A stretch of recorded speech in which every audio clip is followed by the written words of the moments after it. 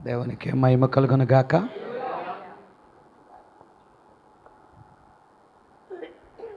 ప్రభువైన యేసుక్రీస్తు నామములో అందరికీ వందనాలండి.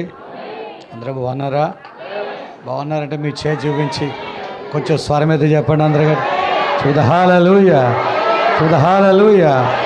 ప్రభు మీ అందరినీ దీవించునుగాక. 2026 సంవత్సరంలో షాలోమ్, అందరికీ సమాధానం వచ్చునుగాక. ఎంతమంది ఇష్టపడుతున్నారు? ఒకసారి క్లాప్స్ కొట్టి యేసుని స్తుతించండి. హల్లెలూయా. అద్భుతం. ఈ 2026లో మరోసారి మనం అందరూ ప్రవేశించాం. కానీ 26 లేని నిత్యత్వంలోకి వెళ్ళబోతున్నాం. 27 లేని నిత్యత్వంలోకి వెళ్ళబోతున్నాం. 28 దాటి నిత్యత్వంలోకి వెళ్ళబోతున్నాం. ఇక ఆ రోజు తారీఖే ఉండదు, ఆ రోజు కాలమే ఉండదు. నేను నిత్యత్వంలోకి వెళ్ళబోతున్నాం. 20 లేదు, 30 లేదు, 40 లేదు, 80 లేదు, నిత్యత్వంలోకి వెళ్తున్నాం. మనము నిత్యత్వములో నుంచి వచ్చాము, మరలా నిత్యత్వంలోకి వెళ్ళబోతున్నాం. కానీ ప్రస్తుతం ఉన్నాము కనుక 2026లో మీ అందరికీ షాలోమ్ ఉండునుగాక.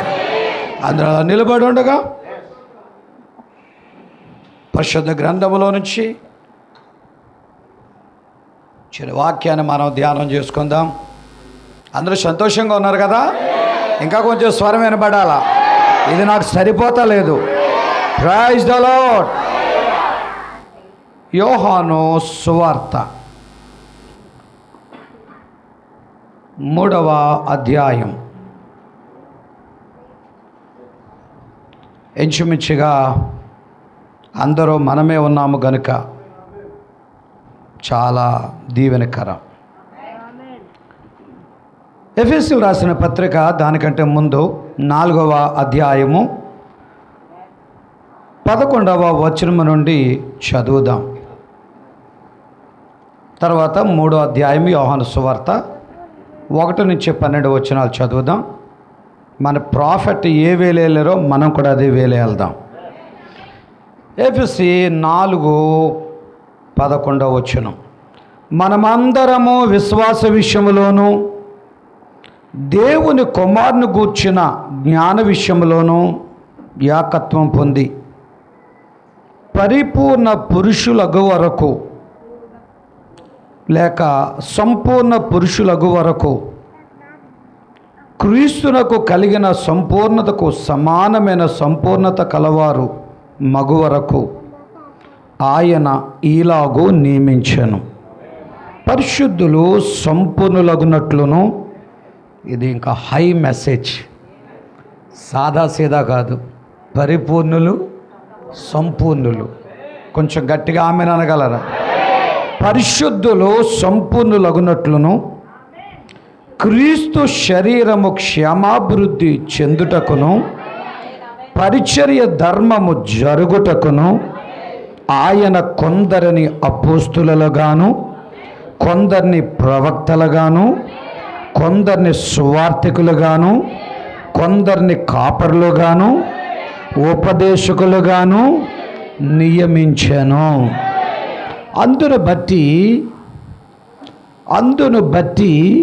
అందువలన మనముకి మీదట పసిపిల్లలమై ఉండి మనుష్యుల మాయోపాయముల చేత వంచనతోనూ తప్పు మార్గమునకు లాగు కుయుక్తతోనూ గాలికి కొట్టుకొని పోవునట్లు కల్పింపబడిన ప్రతి ఉపదేశమునకు ఇటు అటు కొట్టుకొని పోవచ్చు అలల చేత ఎగురగొట్టబడిన వారమైనట్లుండక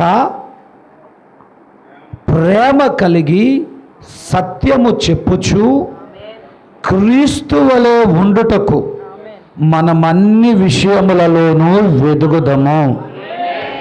ఆయన శిరస్సై ఉన్నాడు. ఆయన నుండి సర్వ శరీరము చక్కగా అమర్చబడి తనలో ఉన్న ప్రతి అవయవము తన పరిమాణము చొప్పున పనిచేయుచుండగా ప్రతి కీలు వలన కలిగిన బలము చేత అతుకబడి ప్రేమయందు తనకు క్షేమాభివృద్ధి కలుగునట్లు శరీరమునకు అభివృద్ధి కలుగు చేసుకొనుచున్నది. దేవునికి స్తుతి కలుగునుగాక. మిగిలిన లేఖన భాగాన్ని ఇంటి దగ్గర చదవండి. ఇక యోహాను సువార్త 3వ అధ్యాయము 1-12 వచనాలు. యూదుల అధికారి అయిన నికోదేమను పరిసయ్యుడొకడుండెను.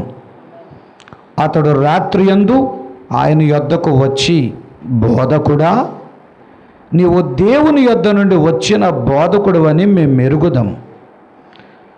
దేవుడు అతనికి తోడై ఉంటేనే గాని నీవు చేయుచున్న సూచక క్రియలను ఎవడనూ చేయలేడని ఆయనతో చెప్పెను. అందుకు యేసు అతనితో, ఒకడు క్రొత్తగా జన్మించితేనే గాని అతడు దేవుని రాజ్యమును చూడలేడని నీతో నిశ్చయముగా చెప్పుచున్నాను నేను. అందుకు నికోదేము, ముసలివాడైన మనుష్యుడు ఎలాగో జన్మించగలడు? రెండవ మారు తల్లి గర్భమందు ప్రవేశించి జన్మించగలడా అని ఆయనను అడుగగా యేసు ఎట్లనెను, ఒకడు నీటి మూలముగాను ఆత్మ మూలముగాను జన్మించితేనే గాని దేవుని రాజ్యములో ప్రవేశించలేడని ముందు చూడలేడన్నాడు, ఇప్పుడేమో ప్రవేశించలేడన్నాడు. ప్రైజ్ లార్డ్, హల్లెలూయా. ప్రవేశించలేడని నీతో నిశ్చయముగా చెప్పుచున్నాను. శరీర మూలముగా జన్మించినది శరీరమును, ఆత్మ మూలముగా జన్మించినది ఆత్మనై ఉన్నది. మీరు క్రొత్తగా జన్మించవలనని నేను మీతో చెప్పినందుకు ఆశ్చర్యపడవద్దు. గాలి తనకిష్టమైన చోటును విసురును, నీవు దాని శబ్దమును విందివే గాని అది ఎక్కడి నుండి వచ్చేనో ఎక్కడికి పోవునో నీకు తెలియదు. ఆత్మ మూలముగా జన్మించిన ప్రతివాడును అలాగే ఉన్నాడనెను. అందుకు నికోదేము, ఈ సంగతులు ఎలాగూ సాధ్యములని ఆయనను అడుగగా, ప్రభుకి స్తోత్రం, తిరిగి జన్మించుటనే ఈ సంగతులు ఎలాగూ సాధ్యమని ఆయన అడుగుతున్నాడు. కానీ దేవునికి సమస్తము సాధ్యం. ప్రైజ్ ది లార్డ్, హల్లెలూయా. నీవు ఇజ్రాయేలులకు బోధకుడుగా ఉండి వీటిని ఎరుగవా? మేము ఎరిగిన సంగతి చెప్పుచున్నాం, చూచిన దానికే సాక్ష్యమిచ్చుచున్నాం. మా సాక్ష్యము మీరు అంగీకరింపరని మీతో నిశ్చయముగా చెప్పుచున్నాను. భూ సంబంధమైన సంగతులు నేను మీతో చెప్పితే మీరు నమ్మకున్నప్పుడు పరలోక సంబంధమైన మీతో చెప్పిన ఎడల ఎలాగూ నమ్ముదురు. చదవబడి వాక్యానికి ప్రభు తన సంపూర్ణ దీవెనలను జత చేయునుగాక. దయచేసి అందరూ కూర్చోండి. మీరు కూడా ఇలా ముందుకు వచ్చేయండి. దేవునికి మహిమ కలుగునుగాక. ఇలా కూర్చోండి. సొలొమోను గారు అక్కడ కూర్చుంటారా, ముందుకు వచ్చేస్తారా? దానికోసం అక్కడే కూర్చోండి. ప్రభుపేట అందరికీ వందనాలండి. కొద్దిగా ఫ్రీగా ఉండండి. ఎవరో పెద్ద పాస్టర్ గారు చిన్న పాస్టర్ గారు ఇక్కడ ఏమి లేరు, అందరూ పాస్టర్ గారులే. పెద్ద పాస్టర్ గారు ఎవడో లేడు ఇక్కడ. మన పెద్ద పాస్టర్ గారు యేసు ఒక్కడే. చెబుదా హల్లెలూయా. మిగిలిన వాళ్ళు అందరూ పాస్టర్లే. ముందు వెళ్తే ముందు పాస్టర్ గారు, వెనకాల వస్తే వెనకాల పాస్టర్ గారు ఏమి లేదు. అందరూ దేవునిలో సమానమైన పాస్టర్ గారు. చెబుదా హల్లెలూయా. తర్వాత మన ఆనంద్ కుమార్ గారు ఎక్కడెక్కడో వాడబడుతున్నారనే మాట వాడారు. వాస్తవానికి ఈ అనకాలపల్లి సెల్లి రావటం, మా సంఘాన్ని విడిచిపెట్టి ఇలా రావటం అనేది మొదటిసారి. నాది చిన్న పరిచర్య. నన్ను చిన్న పాస్టర్ అంటే బాగుంటుంది అనిపిస్తుంది నాకు. అందరు గట్టిగా ఆమెను అనగలరా? చిన్న పాస్టరు అని అనండి, గట్టిగా ఆమెను అనగలరా? ఎంత మనం సాదాగా ఉంటే మనం అంత దీవించబడతాం. తమ్ముళ్ళు మీరు అందరూ హ్యాపీగా ఉన్నారా? ఇంకా కొంచెం ఎవరైనా ఇంటి దగ్గర ఏమైనా జ్ఞాపకంతో ఉన్నారా? చెబుతా హల్లెలూయా. అన్నయ్య గారు, పెద్ద అన్నయ్య గారు ఇక్కడే ఉన్నారు కదా? ఇక్కడే ఉన్నారా? చెల్లైలు అందరూ ఇక్కడే ఉన్నారా? అందరూ వాక్యం వినడానికి ఉత్సాహంగా ఉన్నారా? పర్లేదు, 11 అయినా పర్వాలేదా? 12 అయినా పర్వాలేదా? మన మారుమూల గ్రామం ఎవరు సౌండ్ వల్ల డిస్టర్బ్ ఉండదని అనగలరు? మనం ఎక్కడి నుంచి అలా పైకి వెళ్ళిపోగలం. ప్రైజ్ హల్లెలూయా. ఈరోజు నాకు ఆనంద్ కుమార్ గారు మన పాస్టర్ గారిది ఈ భూమి మీదకి వచ్చిన రోజండి, జన్మించిన రోజండి అని చెప్పారు. చెప్పగానే నాకు చాలా ఆనందం వేసింది. పాస్టర్ గారు, హ్యాపీ బర్త్డే టు యూ. ప్రభు మిమ్మల్ని ఇంకా ఆరోగ్యంతో వర్ధల చేయనిగా. నిజముగా పాటే నా ప్రసంగానికి నాందయ్యింది. నేను ఈ ప్రసంగం చేస్తానని ఆయనకు తెలీదు. ఆయన పాడిన పాటలో నా ప్రసంగం ఉన్నదని నాకు తెలియదు. కానీ ఆయన పాటలో నా ప్రసంగం ఉంది. ఇప్పుడు నేను చెప్పే ప్రసంగం ఆయన పాటకు సరిపోతుంది. గట్టిగా ఆమెన్ అనగలరా? నిన్ను నన్ను పరిశుద్ధాత్మ కనెక్ట్ చేస్తాడు. నిన్ను నన్ను పరిశుద్ధాత్మ కలపగలుగుతాడు. నేను కిల్లంపూడిలో ఉన్నా, నువ్వు అనకాపల్లిలో ఉన్నా, ఆ నిశ్చత్వంలో కలవడమే కాకుండా మధ్యాకాశంలోనే కలవడం కాకుండా ఎక్కడ కూడా దేవుడు మనల్ని కలుపుతాడు. మీలో ఉన్న ప్రేమ నాలో ఉన్న ప్రేమ ఒక్కటే. నీలో ఉన్న విశ్వాసము నాలో ఉన్న విశ్వాసము ఒక్కటే. నీలో ఉన్న వర్తమానము నాలో ఉన్న వర్తమానము ఒక్కటే. నీవు వధువువే, నేను వధువునే. కొంచెం మాట్లాడవచ్చు కదా. అలా చేతులు కింద పెట్టుకుంటే ఏమర్థం అవుతుంది? చేయి పైకి ఉండాలి బాగా. అసలు మిమ్మల్ని ఎవ్వరూ పట్టించుకోరు. చేయి పైకి ఎలా పెట్టినా మిమ్మల్ని ఎవరో చూడరు. వాళ్ళందరూ న్యాయంగా చూస్తారు. మిమ్మల్ని అస్సలు పట్టించుకోరు. మిమ్మల్ని మీరు మర్చిపోయి దేవుని ఆరాధించాలా, స్తుతించాలా. ఇది కర్రడు కర్రడు అని పిలిచే సమయం. ఆ పెద్ద పక్షురాజు పిలుస్తుండగా ఈ చిన్న పక్షురాజు, నేను ఇక్కడ ఉన్నానయ్యా, అవసరమైతే ఎగురుతానయ్యా, అవసరమైతే ప్రతిధ్వనిస్తానయ్యా. కోకిలు ఏం చేస్తుందండి? అక్కడ కోహో అనగానే ఇక్కడున్న కోకిలు ఏమంటుంది? నువ్వు చెప్పచ్చు కదయ్యా. ఇది కూడా ప్రతిధ్వనిస్తుంది. అది అక్కడ అరుస్తుంటే ఇది ఇక్కడ అరుస్తుంది. ఏసే పెద్ద పక్షిరాజు అలాగా ఈరోజు చిన్న పక్షిరాజులు అక్కడ ఉన్నాయి. ఎన్నుకోబడిన పక్షిరాజులు అక్కడ ఉన్నాయి.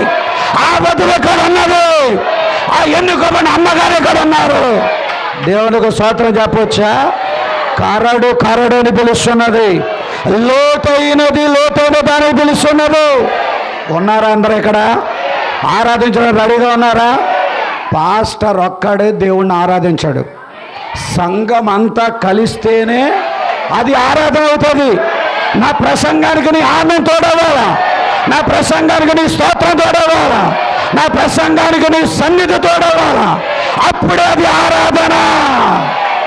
వినబడే వాళ్ళు ఉన్నారా? సంతోషంగా ఉన్న వాళ్ళు ఉన్నారా? ఈరోజు నేను మీకు ఒక చిన్న వర్తమానాన్ని తీసుకొచ్చాను. చిన్నది అనకూడదు, తప్పు మాట్లాడుతున్నాం. వర్తమానం ఎప్పుడూ కూడా పెద్దది. ఒకవేళ మనం చిన్నవాళ్ళం కావచ్చు కానీ వర్తమానం చిన్నది కాదు.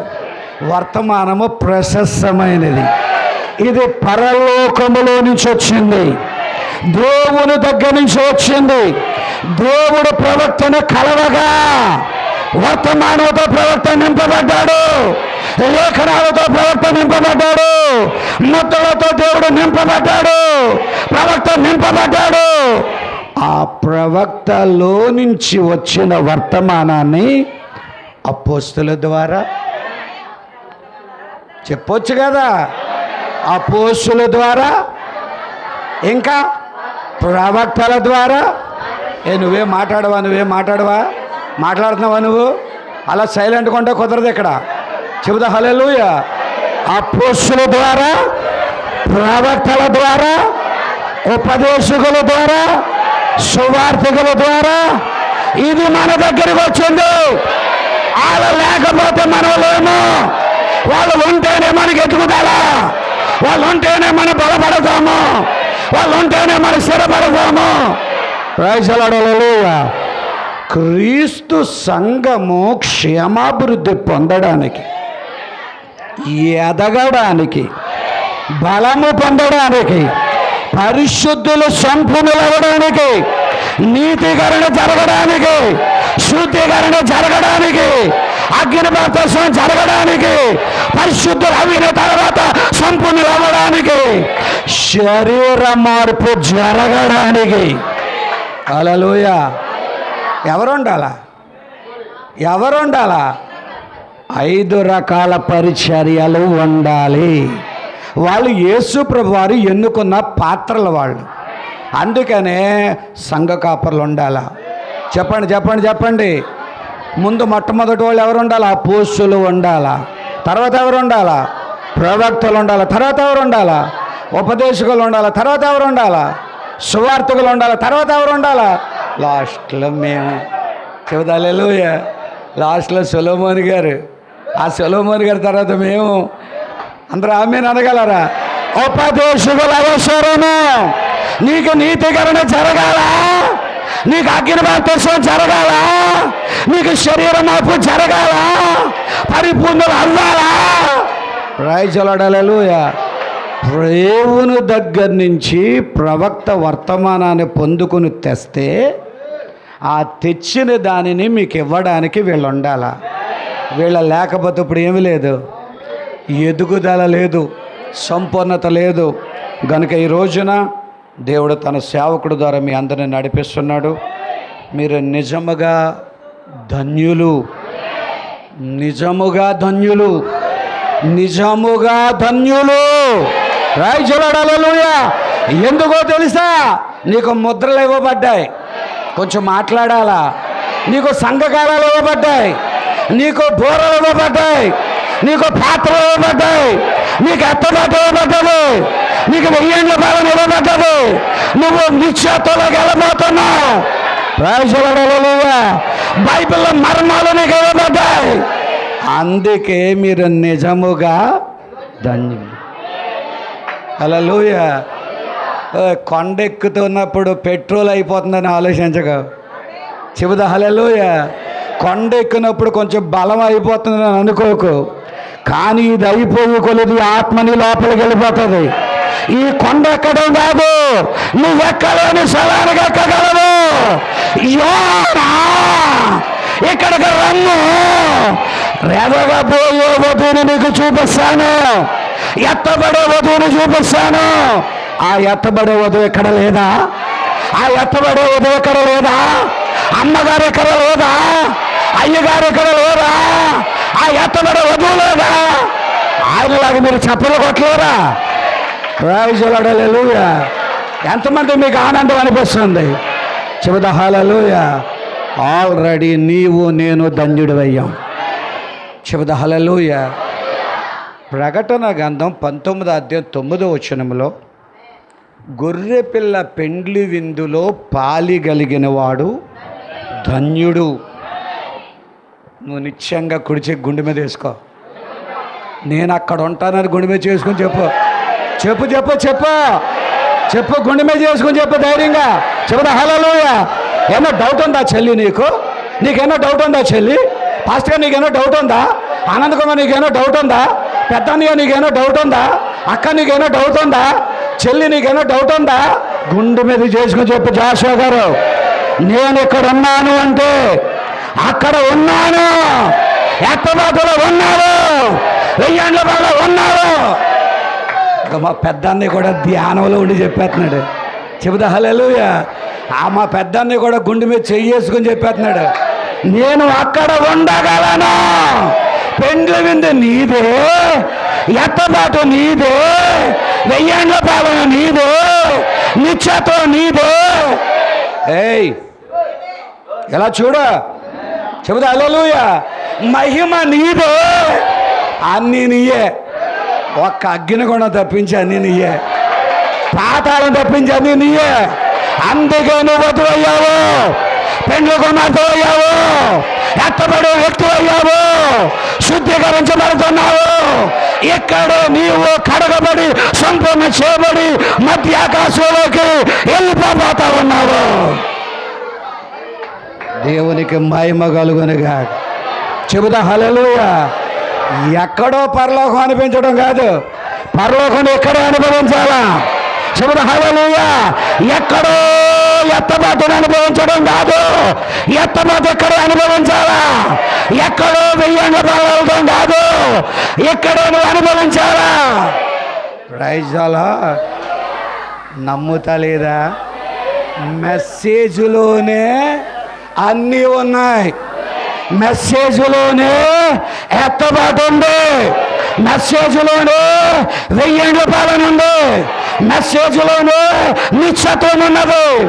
ఆ మెసేజ్గా నువ్వు మారితే అన్ని నువ్వు పొందుకున్నట్లే. కొద్దిగా చెప్పలు కూడా దేవుని స్తోత్రం చెప్పండి అందరూ. చెబుతా హల్లెలూయా. ఎంతమంది ఇష్టపడతా ఉన్నారు?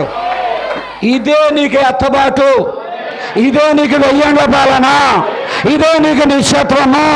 భూమి మీద ఉండగానే అనుభవించగలిగే ఏకైక వస్తువు ఏదైనా ఉంటే అదే ఈ మెసేజ్ అయి ఉంది. ఇంకొంతమంది ఆనందంగా కొంచెం ఎవరన్నా డౌట్ ఫీల్ అవుతున్నారా? కొంచెం ఎవరైనా డౌట్ ఫీల్ అవుతున్నారా? స్తోత్రాలు హల్లెలూయా. ఏ రోజైతే నీ దగ్గరికి ముద్రలు వచ్చాయో ఆ రోజే ఈ భూమి మీద పరలోకాన్ని అనుభవిస్తున్నావు, ఆ రోజే ఈ భూమి మీద నిశ్చత్వాన్ని అనుభవిస్తున్నావు, ఆ రోజే నీవు ఆ పరిశుద్ధులతో ఆనందాన్ని అనుభవిస్తున్నావు. దేవునికి మహిమ కలుగునిగా. మెసేజ్ అంటే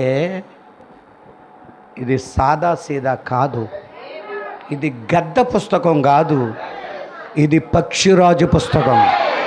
ఎగురుచున్న పక్షిరాజు నిన్ను మేఘాల మీదకు తీసుకెళ్ళేది. ప్రభుకే స్తుతి కలుగునుగాక. చెప్పుకుంటా పోతే చాలా సంగతులు మాట్లాడవచ్చు, కానీ మన మెసేజ్ చాలా ముఖ్యం. ఈరోజు మన ప్రవక్త నీవు తప్పగా తిరుగు జన్మించాలనే వర్తమానాన్ని బోధించారు. దాన్ని ఒకసారి మరోసారి విందాం. ఒక్కొక్కసారి మీరు వినొచ్చు. చాలామంది సేవకులు వస్తారు, మనకు వేరే ఆప్షన్ ఏమి లేదు కదా. 1200 వర్తమానికులు కూడా, 1200 మెసేజ్లు కూడా సొలొమోను గారు అదే చెప్పాలా, నేను అదే చెప్పాలా, ఆనంద్ కుమార్ గారు అదే చెప్పాలా, ఎవరైనా అదే చెప్పాలా? మహాజ్ఞానులైన వాళ్ళు అయితే కొన్ని కోట్స్ తీసుకొని కొన్ని మెసేజ్లు తయారు చేసి ఇంకా కొన్ని ఏదేదో కొన్ని ఆటలు చేసి దాన్ని బోధిస్తూ ఉంటారు. ఇంకా కోట్స్ సంగతి ఆటల సంగతి తర్వాత మనం చూద్దాం, కానీ మన డైరెక్ట్గా ప్రవక్త చెప్పిన మెసేజే విందాం. విందారని ఆశ ఉన్న వాళ్ళు ఉన్నారా? చెబుతా హల్లెలూయా. ఈరోజు నా ప్రసంగము నీవు తప్పక తిరిగి జన్మించవలెను. ఈ వర్తమానాన్ని మన ప్రవక్త 1961 సంవత్సరం డిసెంబర్ మాసం 31వ తారీఖున జెఫర్సన్ విల్లాలో అమెరికాలో ఆయన బోధించారు. ఈరోజు మనము దానిని విందాం. ఆసక్తిగా విందామా? అందరూ రెడీగా ఉన్నారా? ప్రియమైన దేవుని పిల్లలారా, తిరిగి జన్మించుట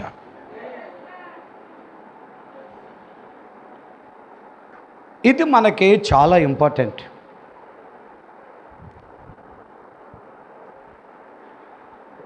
నీవు నేను తిరిగి జన్మించకపోతే ప్రభు అన్నాడు, నువ్వు దేవుని రాజ్యాన్ని చూడలేవు అన్నాడు.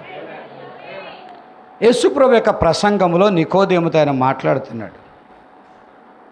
అసలు మనం వచ్చిందే పరలోక రాజ్యం కోసం కదా. నీవు నేను ఆశతో ఇక్కడికి మనం ఎందుకు వస్తున్నాము? పరలోక రాజ్యం పొందుకోవాలనే కదా.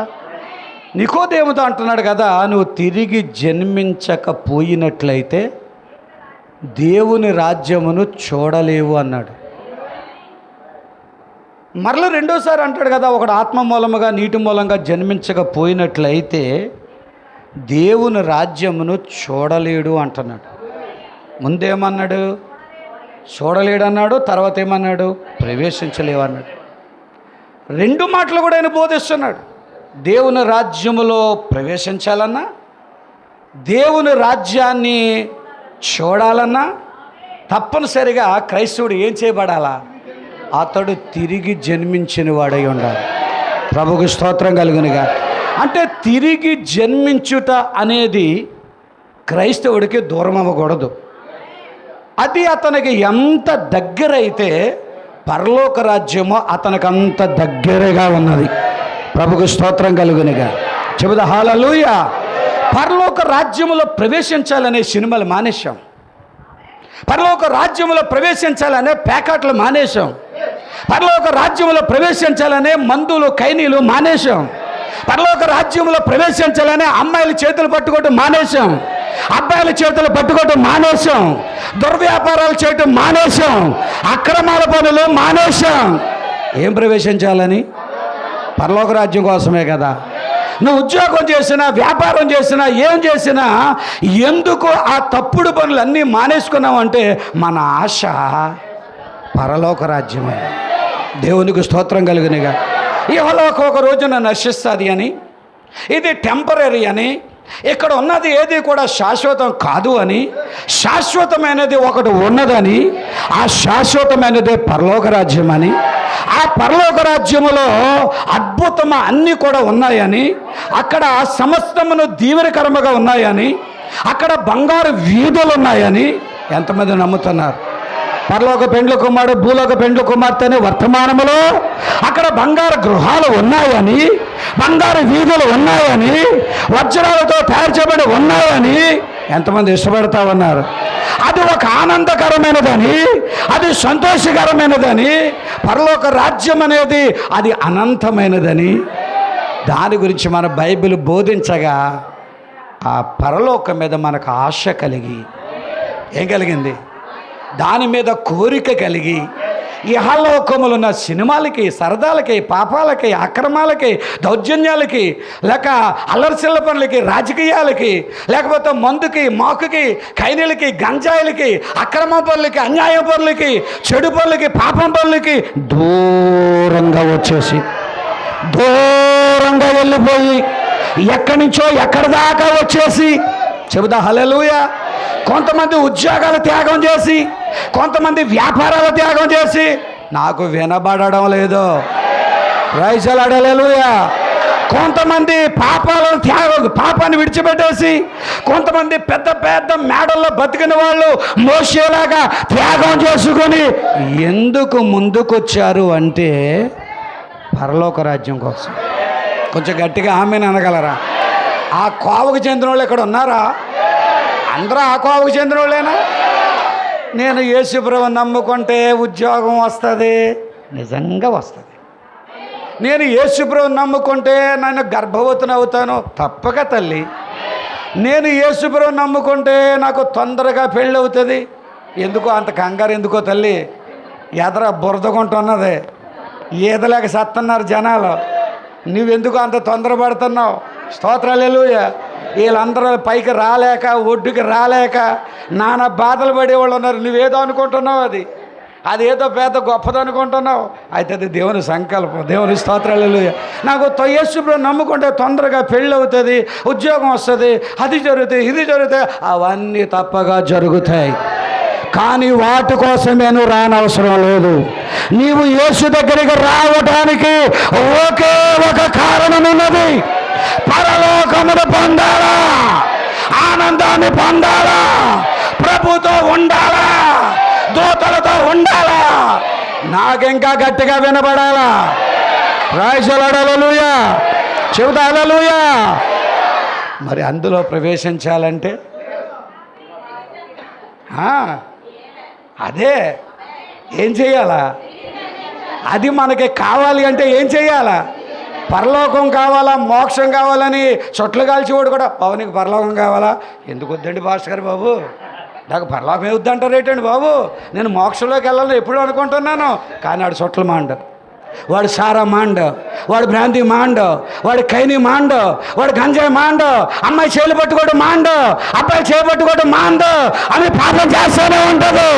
నీకు పరలోకం కావాలంటే త్యాగం చేయాలా, త్యాగం రావాలా, నీ వస్త్రధారణ మారాలా, నీ అలంకరణ మారాలా, నీ జీవితం మారాలా. అతి ముఖ్యమైనది you must be born again. నువ్వు తప్పగా తిరిగి జన్మించాలా. తిరిగి జన్మిస్తేనే పరలోకం దొరుకుతుంది. తిరిగి జన్మించటం అనేది గవిలోకి వెళ్ళి స్నానం చేసేచ్చు లాంటిది కాదు. తిరిగి జన్మించటం అనేది సముద్రంలోకి వెళ్ళి స్నానం చేసి వచ్చేసి లాంటిది కాదు. తిరిగి జన్మించటం అనేది దాన ధర్మాలు చేసిన దానితో సమానం కాదు. తిరిగి జన్మించటం అనేది ఏదో జనవరి 1కి ఒక 50 మందికి బట్టలు ఇచ్చి ఫోటోలు తీయించుకొని ఫస్ట్ పేపర్లో వేయించుకోవటం లాంటిది కాదు. తిరిగి జన్మించటం అనేది బలితో సమానం, త్యాగంతో సమానం, అర్పణతో సమానం, నలిగిపోవటంతో సమానం, బలపడటంతో సమానం, నీ జీవితాన్ని నలగగొట్టుకోవటంతో సమానం. దేవునికి స్తుతి కలుగునుగా. ఎంతమంది ఆమెను అనడానికి ఇష్టపడతాను? అందరూ స్తోత్రాలు చెప్పవచ్చా? పరలోకం కావాలన్న వాళ్ళు ఎంతమంది? అందరికీ పరలోకం కావాలా?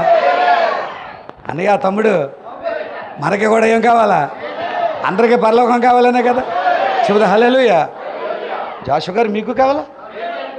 మీకు పరలోకం కావాలా? ఓ దేవుడు నేను దీవించును గాక. తమ్ముడు నీకునా? తప్పక దేవుడు నీకు ఇచ్చును గాక. అన్నయ్య తమ్ముడు తమ్ముడు తల పండిపోయిందని లదైపోయిందని వయసులో ఎక్కలేకండి. తమ్ముడు నాది కొంచెం నల్లగానే ఉంది కానీ బ్రదర్ది ఇంకా. తమ్ముడు నీకునా? తప్పగా షూర్. హల్లెలూయా. ప్రసాద్ జాషువా గారు మీకు కూడానా? అన్న పెద్దన్న థ్యాంక్ యూ అన్న, గాడ్ బ్లెస్ యూ. తమ్ముడు నీకు నిశ్చయంగా దేవుడు రాజ్యం కోసం గాడ్ బ్లెస్ యూ. ఒకసారి ముద్దు పెట్టుకొచ్చా నేను. ఎందుకంటే ఈయన ఎందుకు ముద్దు పెట్టుకున్నానంటే బంగారం అడగలేదు, సంపద అడగలేదు, వెండి అడగలేదు. I want haven of God.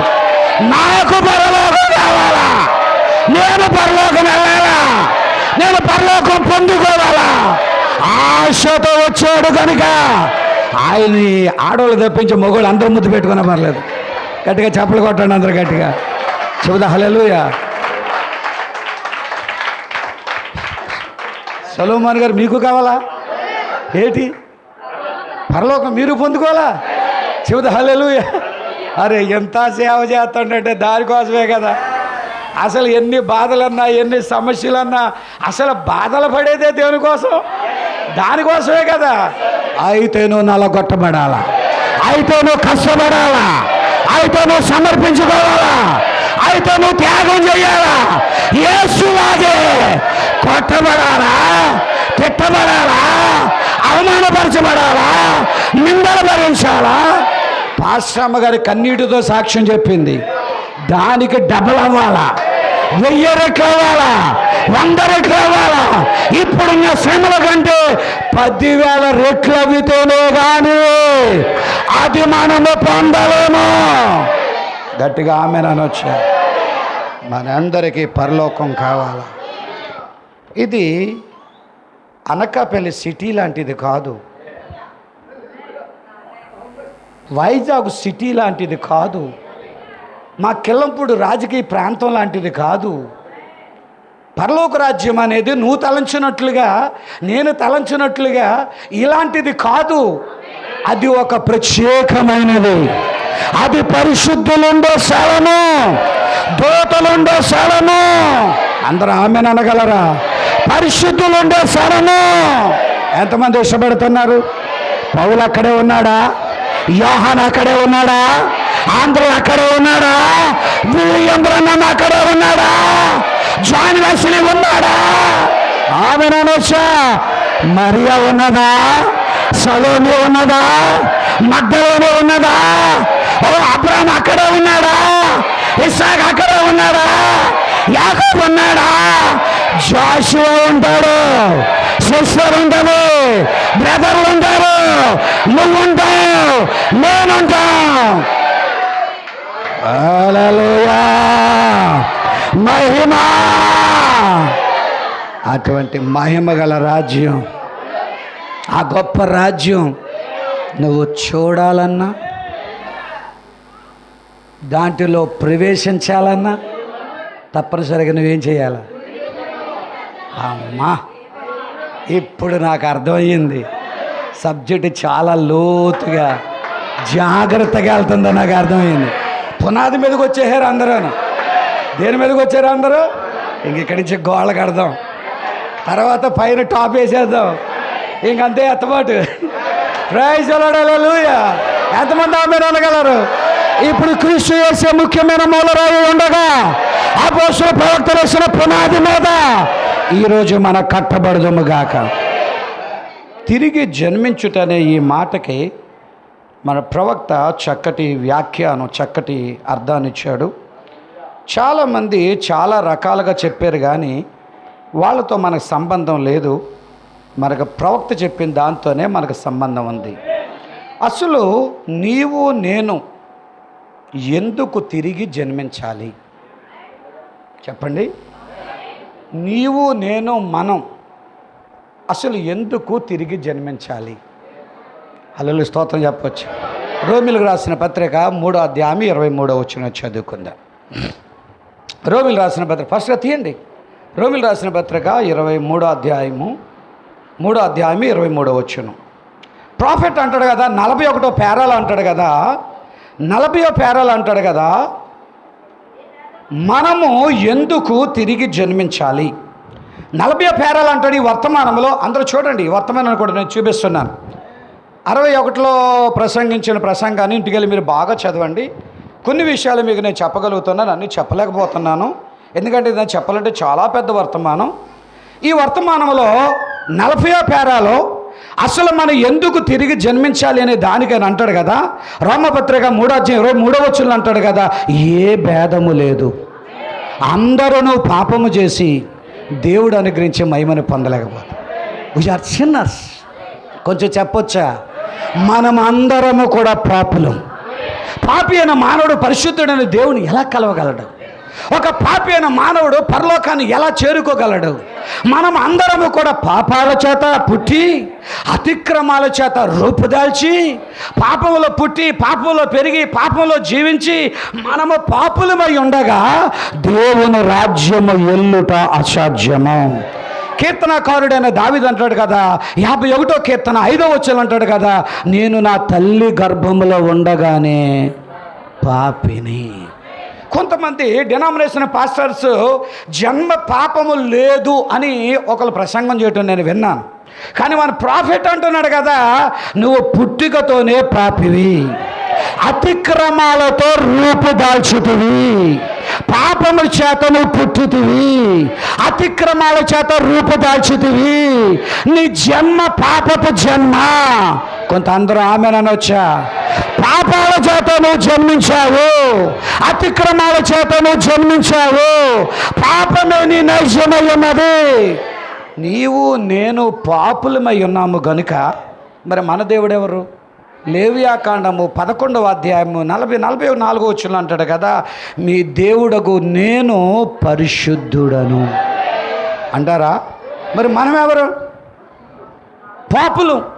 మరి ఆయన ఎవరు? పరిశుద్ధుడికి పాపికి మ్యాచ్ జరుగుతుందా? ఇద్దరు కూడా కలవగలుగుతారా? పాపి అయిన వాడు మరలా పరిశుద్ధుడు అవ్వాలా, పాపి అయిన వాడు సంపూర్ణుడు కాబడాలా, పాపి అయిన వాడు గొప్పవాడు కాబడాలా, అతడు పరిపూర్ణుడు కాబడాలా, అతడు యేసులాగా పరిశుద్ధుడు అవ్వాలా. అలా పరిశుద్ధుడు అవ్వడానికి you must be born again. నువ్వు మరలా తిరిగి జన్మించాలా. అందరూ నా మాట అర్థమైందా? అందరికీ అర్థమయ్యిందా? పాపాలతోన నీవు, అపరాధాలతోన నీవు, చెడిపోయిన నీవు, పడిపోయిన నీవు, అక్రమాలతోన నీవు, నేను, మనము పరిశుద్ధుడైన దేవుని దగ్గరికి వెళ్ళాలన్నా, ఆ రాజ్యాన్ని నీవు నేను పొందాలన్నా, నీ కోసం నా కోసం సిద్ధపరిచింది అది నువ్వు అనుభవించాలన్నా నీవు తప్పనిసరిగా ఏం చేయబడాలా? పాపి అయిన నీవు ఏం చేయబడాలా? తిరిగి జన్మించినప్పుడే నీ పాపాలు తొలగించబడి, నీ అపరాధాలు తొలగించబడి, నీ తప్పిదాలు తొలగించబడి, నీకు దేవుడు తన ఆత్మనిచ్చి ఆయన దగ్గరికి నేను నడిపించగలడు. ఎందుకు తిరిగి జన్మించాలా? మన పాపములన్నీ తొలగించబడాలంటే మనం ఏం చేయబడాలా? అందుకు గాను దేవుడు ఒక ప్రణాళిక రచించాడు. దేవుడు ఒక రక్షణ ప్రణాళికని ఏర్పాటు చేశాడు. 2000 సంవత్సరాల క్రితమే ఈ పాపి అయిన మనిషి పరిశుద్ధుడు అవ్వడం కోసం, ఈ పాపి అయిన మానవుడు నీతిమంతుడిగా మారడం కోసం ఆయన ఒక ప్రణాళికని, రక్షణ పథకాన్ని ఆయన సిద్ధం చేసి ఈరోజు అది మన ముందుని ప్రవేశపెట్టాడు. ఏమిటి ఆయన ప్రవేశపెట్టిన రక్షణ ప్రణాళిక లేక రక్షణ పథకం అంటే సార్వభౌముడైన దేవుడే, రక్షకుడైన దేవుడే, బంధువులకు విమోచకుడే ఆయన భూమి మీదకు దిగివచ్చి మన కోసం సువార్తను బోధించి మన కోసం స్వస్థతలు చేసి, కొంచెం వినబడతలేదో? ప్రైజ్ ది లార్డ్, హల్లెలూయా. ఎంతమందికి అర్థమవుతున్నది? ఆయన ఒక రక్షణ పథకాన్ని రచించాడు. ఏమిటా రక్షణ పథకము? ఆయన వచ్చి నీకు సువార్త చేసి నీ రోగాలు స్వస్థపరిచి నీ దోషములు క్షమించి, కొంచెంగా చెప్పాలా? హల్లెలూయా. నీ పాపాలు తొలగించి మొదట నీకు సువార్త చేశాడు. చెబుదా హల్లెలూయా. యేసు ప్రభు 3 లాగుళ్ళు కలిగి ఉన్నాడని మన ప్రవక్త చెప్పాడు కదా. అందులో మొదటిది రోగులను స్వస్థపరిచాడు, రెండవది హృదయాలను వివేచించాడు, మూడవది వాక్యాన్ని తెరిచాడు. అందరూ ఆమేన్ అనొచ్చా? అద్భుతముగా యేసుక్రీస్తు ప్రభు వారు ఆ 3 కార్యాలు చేయటమే కాకుండా సువార్తను అందించి రోగులను స్వస్థపరిచి ఈరోజు నీ పాపాలు నా పాపాలు తొలగించడానికి ఆయనే బంధువుడగు విమోచకుడుగా, రూతుని విమోచించిన రీతిగా, బోయజు రూతుని విమోచించిన రీతిగా ఈ చిన్న రూతుని విమోచించాలని ఆయనే బంధువుగా, ఆయనే రక్షకుడుగా, ఆయనే విమోచకుడుగా, ఆయనే దేవుడుగా ఈ భూమి మీదకి వచ్చి నీ పాపాలు క్షమించడానికి నీ కోసం శిలువ మీద మరణించాడు, నీ కోసం రక్తాన్ని చిందించాడు. అసలు ఆయనే రక్తము కార్చకపోతే, ఆయనే చనిపోకపోతే, ఆయనే సువార్త అందించకపోతే పాపి అయిన మానవుడు పరిశుద్ధుడు కాలేడు. పాపి అయిన మానవుడు పరిశుద్ధుడు కావటానికి దేవుడే ఒక రక్షణ పథకాన్ని సిద్ధం చేశాడు. అదే క్రీస్తు వచ్చుట, క్రీస్తు తన త్యాగం చెయ్యుట, ఆయనే తన ప్రాణాన్ని సర్వలోకం కోసం ఇచ్చుట. ఈరోజు మన అందరి పాపాలు క్షమించబడ్డాయి, మన అందరి దోషాలు తీసివేయబడ్డాయి. ఏ రోజైతే యేసును సొంత దేవుడిగా నమ్మేవో చెప్పొచ్చా? ఏ రోజైతే యేసుని సొంత రక్షకుడిగా అంగీకరించావో నమ్మిన మరుక్షణమే పాపి అయిన మానవుడు పరిశుద్ధుడయ్యాడు. చెప్పండి, నోటితో చెప్పండి. ఆమెను కాదు, నమ్మిన మరుక్షణమే, విశ్వసించిన మరుక్షణమే. మనకోసారి చెప్పండి అందరూ, నమ్మిన మరుక్షణమే, విశ్వసించిన మరుక్షణమే పాపి పరిశుద్ధుడయ్యాడు. పాపి ఏమయ్యాడండి? కొంతమంది అలా ప్రార్థన చేస్తారంటే, దేవా నేను రోత లాంటి దాన్ని, పురుగు లాంటి దాన్ని, ఆ పేడ మీద వాలేటువంటి ఈగ లాంటి దాన్ని, దోమ లాంటి దాన్ని, పురుగు లాంటి దాన్ని, బొద్దెంక లాంటి దాన్ని. నువ్వు ఆల్రెడీ పాపంలో నుంచి యేసు ప్రభువుని అంగీకరించిన తర్వాత యు ఆర్ ప్రమోట్. నువ్వు ఆల్రెడీ బదిలీ చేయబడ్డావు. You are not a sinner. ఇప్పుడు నువ్వు పాపివి కాదు. 2000 సంవత్సరాల క్రీస్తు గార్చిన రక్తం వలన, ఆయన పొందిన దెబ్బల వలన, ఆయనను దేవుడిగా అంగీకరించడం వలన ఇప్పుడు నువ్వు పాపివి కాదు. ప్రభువైన యేసుక్రీస్తు నామములో బాప్తిసం పొందడం వలన, రక్షణ ప్రణాళికను అంగీకరించడం వలన ఇప్పుడు నువ్వు పాపివి కాదు. పాపపు స్థితిలో నుంచి నీతిమంతుడుగా బదిలీ చేయబడ్డావు. ఇంకా నువ్వు సంపూర్ణుడు కావాలా? నువ్వు పరిశుద్ధుడు కావాలా? ఇప్పుడు నువ్వు మాత్రం పాపివి కాదు. నేను పాపిని దేవా, ఏకన దేవా, దోమం దేవా, పురుగుని దేవా, ఇంకా అనవసరం లేదు. నువ్వు అనవలసింది ఒకే ఒకటి ఉన్నది, దేవా నాకు ఎత్తబాటు కావాలా, దేవా నాకు 1000 ఏండ్ల పాలన కావాలా, దేవా నేను తప్పు నేను చేసిన తప్పుదాలు మరోసారి నీ దగ్గర ఒప్పుకుంటున్నాను ప్రభువా, నాకు క్షమాపణ ఆల్రెడీ నువ్వు ఇచ్చావు నాయన.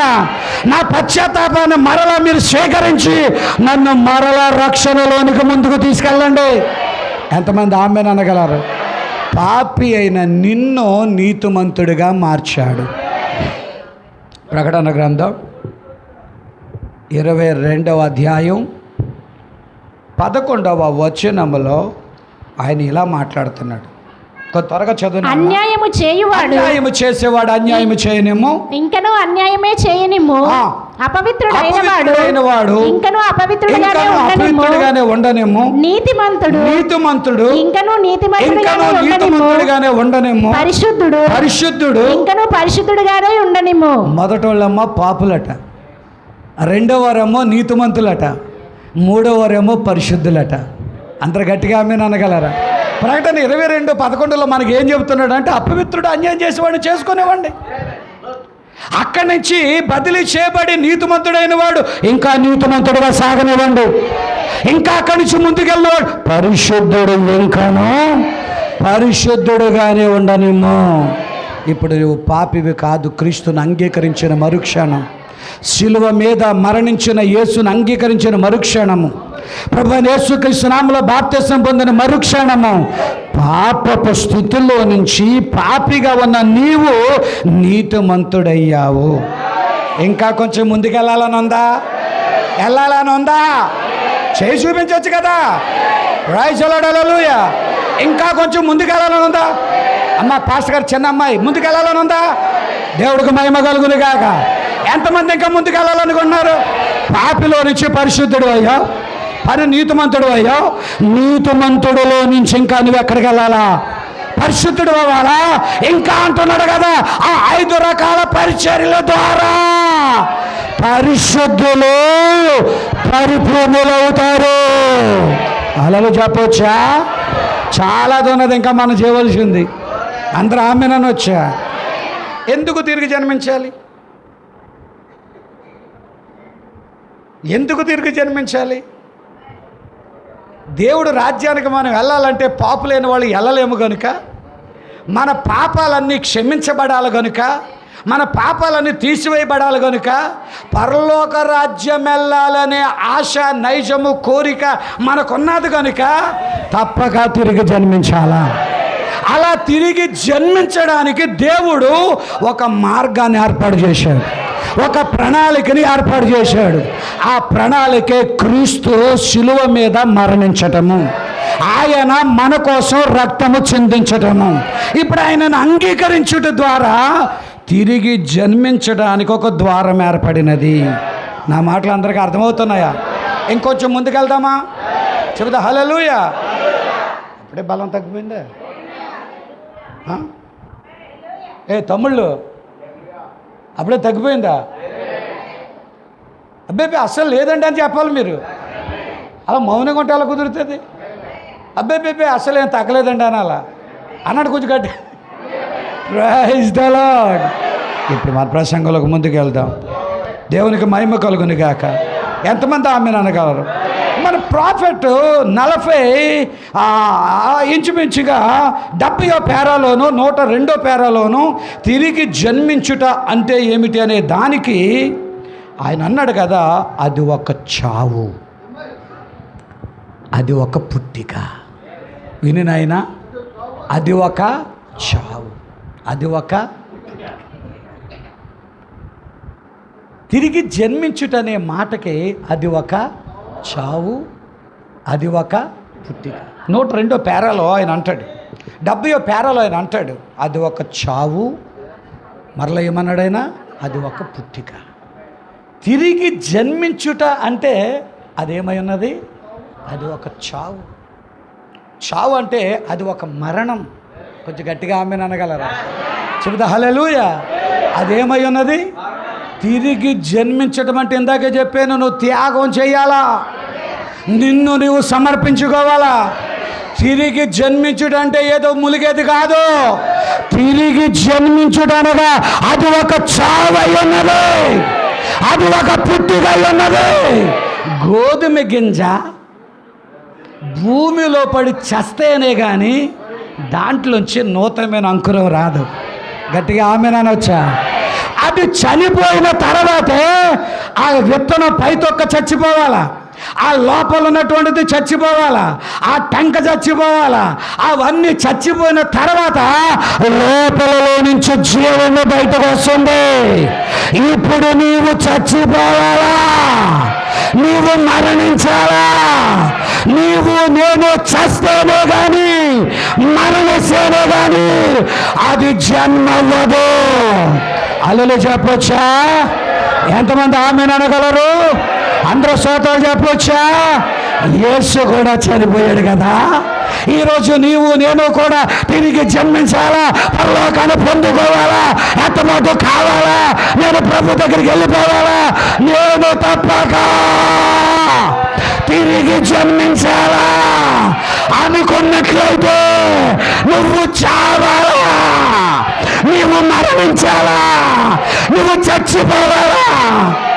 ఎందులో చచ్చిపోవాలా? మన ప్రవక్త అంటున్నాడు కదా, 75వ పేరాలు అంటున్నాడు కదా, నీ మోహపు చూపులు చచ్చిపోవాలా. చప్పులు కొట్టండి అందరూ గట్టిగా, అందరూ గట్టిగా చప్పులు కొట్టండి. అందరూ కూడా చెప్పొచ్చా? అందరూ గట్టిగా ఆమేన్ అనొచ్చా? చెబుతా హల్లెలూయా, ప్రైజ్ ది లార్డ్, హల్లెలూయా. తన ప్రవక్త తన వర్తమానంలో మాట్లాడుతున్నాడు కదా, 75వ పేరాలో ఈ విధంగా ఆయన మాట్లాడుతూ ఉన్నాడు. నువ్వు నూతన జన్మను అనగా తిరిగి జన్మించటను పొందవలెననగా నీవు మొదటగా చావవలెను.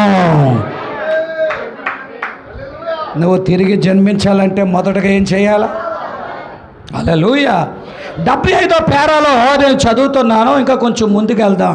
గోధుమ గింజ 67వ పేరాలు అంటాడు, గోధుమ గింజ అది చనిపోయినట్లుగానే నీవు నేను చావవలసి ఉన్నది.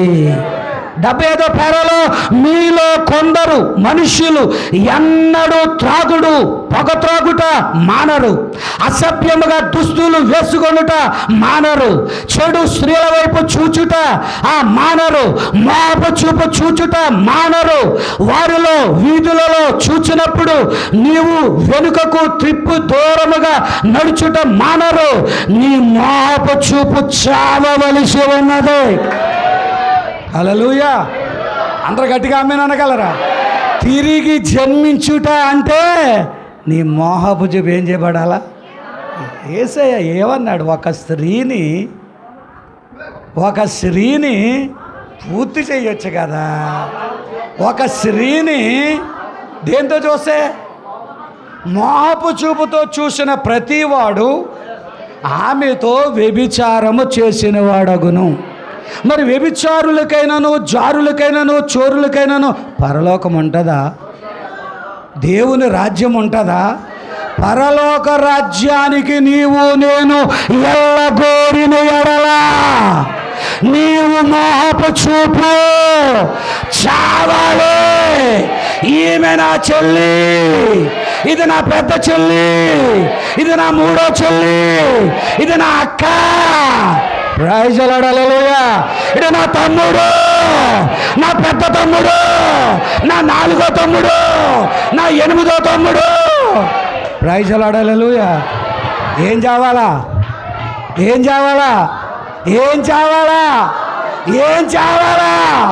నీ మోహపు చూపులు చావవలసి ఉన్నది, చంపవలసి ఉన్నది.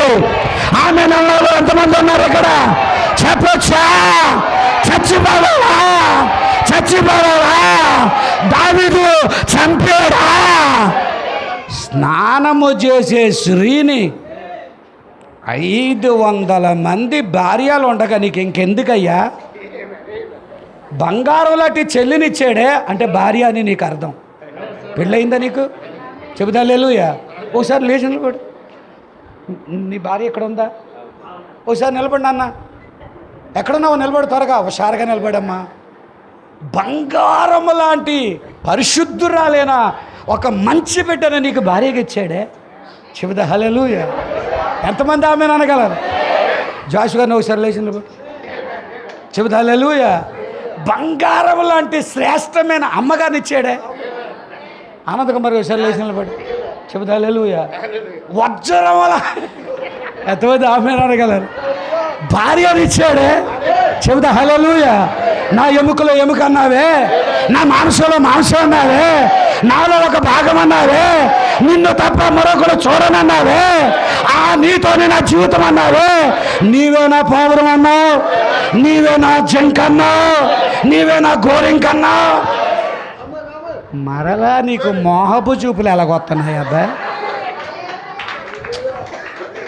కళ్ళజోడు పెట్టుకుని ఎలా చూడగలుగుతున్నావు అబ్బాయి? కంటిలో నుంచి ఓర్చుకుని ఎలా చూడగలుగుతున్నావు అబ్బాయి? జాగ్రత్త. తిరిగి జన్మించాలి అంటే మోహపు చూపులు, వ్యభిచారం, అక్రమం, చంపేవా? మాపు చూపు చంపేవా? అందమైన అమ్మాయి కనబడితే చాలు కళ్ళు ఇలా పారేస్తావే, అందమైన అబ్బాయి కనబడితే చాలు కళ్ళు అలా పారేస్తావే, సెల్ ఫోన్లో ఏదైనా చెత్త దృశ్యం కనబడితే రాత్రంతా గోక్కుంటానే ఉంటాడే. నీ మోహపు చూపులు చంపు. తిరిగి జన్మించుట అనగా అది ఒక చావు. What is the new birth? అదే కూర్చునిపోయమ్మా. నేను కూర్చోపోన్నానా? నిలబడిదాకానే నీ పని. మరలా నేను పర్మిషన్ ఇవ్వాలా? ఏంటనుకుంటున్నాం మరి? చెబుతా హల్లెలూయా. ఎంత గొప్ప బంగారం లాంటి బయట ఏం ప్రమాణం చేసావు రోజు? స్తోత్రం హల్లెలూయా. పను నా మట్టుకు నేను అనుకున్నాను, a mister Paul Victor, what about you? నీ సంగతి ఏమిటి? నువ్వు ప్రమాణం చేసావు కదా, బంగారం లాంటి బిడ్డ నీకు ఇస్తే నీ కళ్ళజోడు పైకి లెగదీసి చూడవలసిన పని నీకేమిటయ్యా? దావీదు గారు చేసిన పని ఆ మేడ మీద అలా తిరుగుతున్నాడట. ఎంతమంది భార్యలు ఇచ్చాడు? బంగారం లాంటి భార్యలు వేస్తే ఆ పేదవాడైనా ఎవరైనా ఊరియా భార్య దావీదు కావాల్సి వచ్చిందా? మోహపు చూపు చంపాలా? కూర్చోండి కూర్చోండి కూర్చోండి. మోహపు చూపుని చంపవలను. మీలో ఉన్న ఆ వ్యభిచారాన్ని చంపవలను.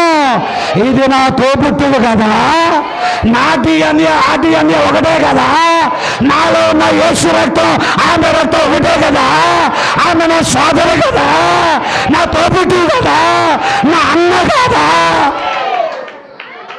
ఎందుకు వ్యభిచారాలు జరుగుతున్నాయి? ఎందుకు తప్పులు జరుగుతున్నాయి? చూపు సరిగా లేక, కళ్ళు సరిగా లేక. చంపు నా తమ్ముడు. నీవు తిరిగి జన్మించాలనే ఒక ఆశతో, పరలోకానికి వెళ్ళాలనే ఆశతో ఇక్కడికి వచ్చావు కనుక నీకు ఒక పాత్రం. నీ వ్యభిచారాన్ని చంపు, నీ మాట చెప్పుని చంపు, పరాశుని చూచుట ఆపు, పరాశుని పురుషుని చూచుట ఆపు. దైవజనుడని యోబు అంటాడు కదా, పరాయి స్త్రీలను నేను ఎలాగూ చూచుదును? అలా చూచిన ఎడల పరలోకముందున నా తండ్రి ఆజ్ఞ ఏమగును? నా కన్నులతో నేను నిబంధన చేసుకొనుచున్నాను. కన్నులారా, కన్నులారా, కన్నులారా, కన్నులారా, నా పౌరాన్ని తప్ప ఎంతమంది ఆమె అనగలరు? నా జింకని తప్ప, నా శరీరాన్ని తప్ప, నా ఎముకలో ఎముకలు తప్ప, నా శరీరంలో శరీరాన్ని తప్ప, ఇది నా చెల్లి, నా తోబుట్టువు అని నేను పలుకుతానని యోబు నిబంధన చేసినట్లుగా నువ్వు చెయ్యొద్దా? నువ్వు మాట్లాడవద్దా? ఆశానాశియా పరలోకం శాతకాని ధనంగా వచ్చేస్తుందా? మాకు తెలిసిన ఒక మేనత్త ఉన్నది. రాత్రి కల వచ్చిందంట. తెల్లని గౌను వేసేసుకుందంట, గ్లౌజులు కూడా వేసేసుకుందంట, కాళ్ళు కూడా తెల్లగా ఉన్న వేసేసుకుందట. బాబు మేనల్లుడా, నేను మధ్యాకాశానికి అలాగే ఎగిరిపోతున్నాను మేనల్లుడా అన్నది. హల్లెలూయా. మధ్యాకాశానికి అలాగే ఎగిరిపోతుందట. మేనత్త చుట్టలు మానేసేవా అన్నాను. అవి మాత్రం మానలేతాం. మామయ్య గారిని తిట్టడం మానేసేవా మేనత్త? అంటే ఇంకా ఎక్కువైపోయింది మేనల్లుడా అంటుంది. నీకు కళ వచ్చింది, ఇది నిజ జీవితంలో జరగదు. ముందు నువ్వు మారు మనిషి పొంది తిరిగి జన్మించు. తిరిగి జన్మించగలిగితే ఎత్తబడగలవు, మధ్యాకాశాన్ని ఉండగలవు, ప్రభుని పొందగలవు. ఆమె అనే వాళ్ళు ఉన్నారా? ఆరాధించే వాళ్ళు ఉన్నారా? ఎత్తబడే వాళ్ళు ఉన్నారా? తిరిగి జన్మించి పరలోకానికి వెళ్ళగలిగే వాళ్ళు ఉన్నారా? మోహపు చూపులు చంపేయండి, వ్యభిచారాన్ని చంపేయండి, శరీర కార్యాలు చనిపోయండి.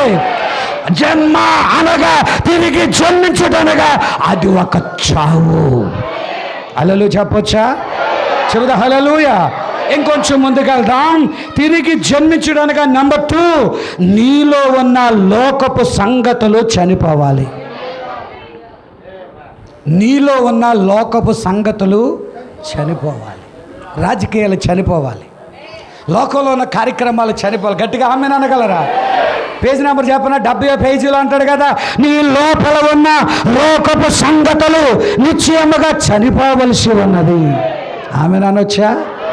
ఇక లోకము కనబడడానికి వీలు లేదు. ఆమె చెప్పొచ్చా? వాళ్ళు జాకెట్ ఎక్కడ దాకా వేసుకున్నారు, లోకం ఉండద్దు. వాళ్ళు బ్లౌజ్ ఎక్కడ దాకా వేసుకున్నారు, వాళ్ళు లోకస్తులు. వారి వెనకాల ఈ చిన్న హోల్ కనబడేది వేసుకున్నారు, ఉండొద్దు. ప్యూర్ క్రిస్టియన్గా ఉండాలా, సంపూర్ణ ఐశ్వర్యాలుగా ఉండాలా. లోకపు సంగతులు చంపేయి. ఇంకొంచెం మాట ముందుకెళ్తా ఉంటాడు కదా, 80వ పేరాలు అంటాడు కదా, నీ సొంత ఆలోచనలు చనిపోవలసి ఉన్నది. మాబుజుబు చనిపోవాలా? లోకపు సంగతులు చనిపోవాలా? ఈ ఆలోచన చనిపోవాలా? మన ఆలోచనలు వేరు, దేవుని ఆలోచనలు వేరు.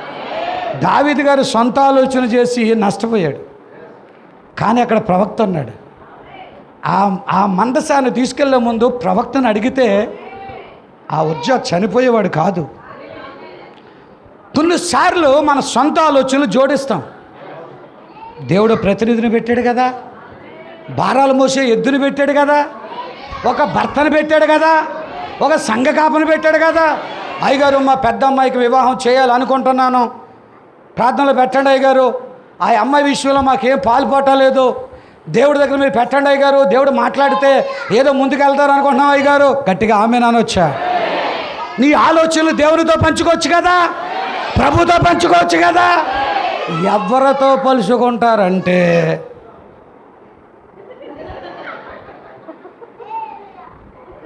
పక్షిరాజులు వచ్చి మనకు పక్షిరాజులు వచ్చేయండి బాబు ఇక్కడికి.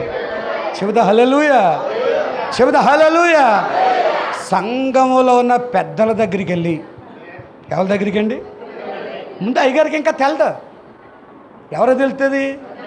సంఘంలో ఉన్న పెద్దల దగ్గరికి వెళ్ళి, మా షారోనికి పెళ్లి చేయాలనుకుంటున్నానండి, ఎక్కడ సంబంధం కుదురుతా లేదు, కొద్ది మీరు ఏదైనా చూడరాదు. ఎవరితోనో ఆలోచన, ట్రస్టీ బోర్డు వారితో. పైనట్టు జాషువా గారు, thank you very much.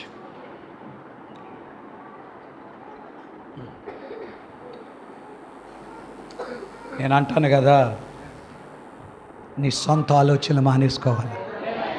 Everything, చిన్న దానికోసం కూడా వితౌట్ పాస్టర్ పర్మిషన్. నా మాట వినబడుతుందా? ఆయన సంఘానికి సంఘ పెద్ద. చప్పలు కొట్టాడు అందరు గట్టిగా.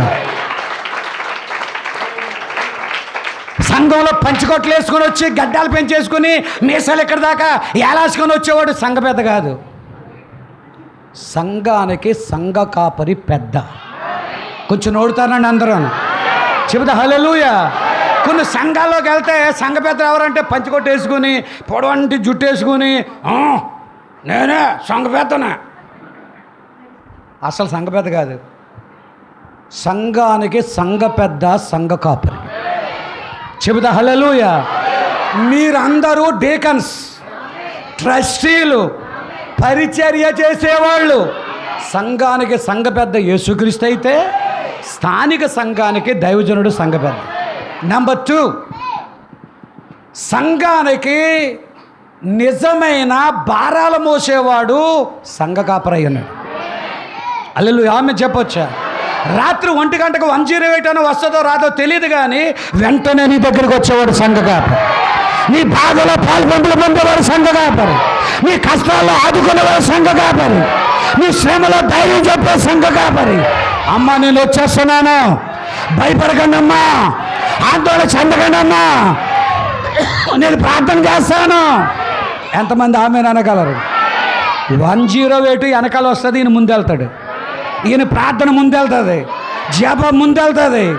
ప్రవక్త అన్నాడు కదా, సంఘ కాపరి సంఘములో భారములు మోసే ఎద్దు. నెంబర్ 3, సంఘ కాపరి సంఘానికి ఆత్మీయ భర్త. చెప్పొచ్చా? సంఘానికి సంఘ కాపరి యేసుప్రభు సార్వత్రిక సంఘానికి భర్త.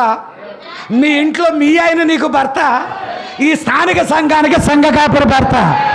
వితౌట్ పాస్టర్ పర్మిషన్, పాస్టర్ గారి అనుమతి లేకుండా, పాస్టర్ గారి మాటలు లేకుండా, ఆయనతో చెప్పకుండా, వినబడడం లేదా, ఆయన పర్మిషన్ లేకుండా మీ అమ్మగారి ఇంటికి మీ ఆయనతో చెప్పకుండా వెళ్తావా? ఎల్లు వచ్చిన తర్వాత ఉంటుంది. అప్పుడు చెబుతారు హల్లెలూయా. ఎల్లు వచ్చిన తర్వాత ఉంటుంది, చెప్పకుండా ఎల్లు వచ్చిన తర్వాత ఉంటుంది. అప్పుడు గట్టిగా ఆమెను అనగలరా? అలాగే నీ సంఘానికి నీ సంఘ కాపరి ఆత్మీయ భర్త. ఆలకిస్తున్నారా? నెంబర్ 4, సంఘ కాపరి సంఘమునకు శిరస్సు. సంఘ కాపరి సంఘానికి కొంచెంసేపు తలలు మూసుకోండి మీ అందరయ్యనే. మొండేలే కనబడ్డాయి అనుకో, చూడగలమా తమ్ముడు?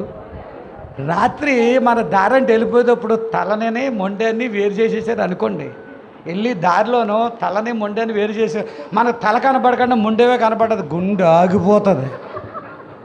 నీకు భర్త లేకపోతే మొండేనికి ఏ జీవము లేదు. సంఘ కాపరి సంఘానికి ఏమై ఉన్నాడు? ఆయన శిరస్సు అయి ఉన్నాడు. నేను ఆగానెక్కడ? నువ్వేం ఆలోచన చేయాలనుకున్నా దేవునితో, నువ్వేం ఆలోచన చేయాలన్నా సంఘ కాపరితో, నీ సొంత ఆలోచన బట్టి వెళ్ళవద్దు. ఆమె అనొచ్చా? నీ మోహపు చూపులు చంపాలా? ఇంకా ఏం చెప్పాను? నీ లోపలున్న ఆ లోక సంగతులను చంపాలా? అంతేకాదు నీ సొంత ఆలోచన చంపాలా? ఏ రోజైతే అవి చంపబడ్డాయో అందరూ ఆమెను అనగలరా? నువ్వు తిరిగి జన్మించిన వాడు అయ్యి, ఆత్మ నీ దగ్గరకు వస్తుంది.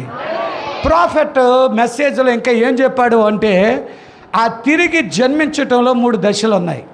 మొదటిది నీతీకరణ, రెండవది శుద్ధీకరణ, మూడవది అగ్ని బాప్తిస్మము. అగ్ని బాప్తిస్మం జరిగిన నీకు తిరిగి జన్మించిన వాడు అయ్యావు. చెప్పండి అందరూ. మొదటిది నీతీకరణ, రెండవది శుద్ధీకరణ, మూడవది అగ్ని బాప్తిస్మము. అగ్ని బాప్తిస్మము జరిగిన నీకు లేక నీవు తిరిగి జన్మించిన వాడివైతివి. తిరిగి జన్మించాలంటే ఎన్ని కార్యాలు జరగాల? మొదటి కార్యం నీతీకరణ, రెండో కార్యం, మూడో కార్యం. ఏ రోజైతే నీకు అగ్ని బాప్తిస్మం జరిగిందో ఆ రోజే నువ్వు తిరిగి జన్మించిన వాడివయ్యావు. నీలో లోకం చచ్చిపోయింది, నీలో పాపం చచ్చిపోయింది, నీలో రాజకీయం చచ్చిపోయింది, నీలో మాపుజీపు చచ్చిపోయింది, నీలో నా పాపం చచ్చిపోయింది, మత శాఖ సిద్ధాంతాలు చచ్చిపోయాయి, సంఘ శాఖ సిద్ధాంతాలు చచ్చిపోయాయి. అలలు చెప్పొచ్చా? నీవు తిరిగి జన్మించిన వాడివైతివి, అగ్ని బాప్తిస్మం జరిగిన వాడివైతివి. కొంచెం స్వరమెత్తి ఎంతమంది ఆమెను అనగలరు? చెబుతారా హల్లెలూయా? నీతికన్నా జరిగిన మరుక్షణం, శుద్ధీకరణ జరిగిన మరుక్షణం, పరిశుద్ధాత్మ బాప్తిస్మం జరిగిన మరుక్షణం నువ్వు తిరిగి జన్మించినవాడు. తిరిగి జన్మించిన నీవు పరలోక రాజ్యములో విహరిస్తున్నావు. పరలోక రాజ్యాన్ని ఆల్రెడీ నువ్వు పొందుకున్నావు. కొద్ది నిమిషాల్లో ముగిస్తాను.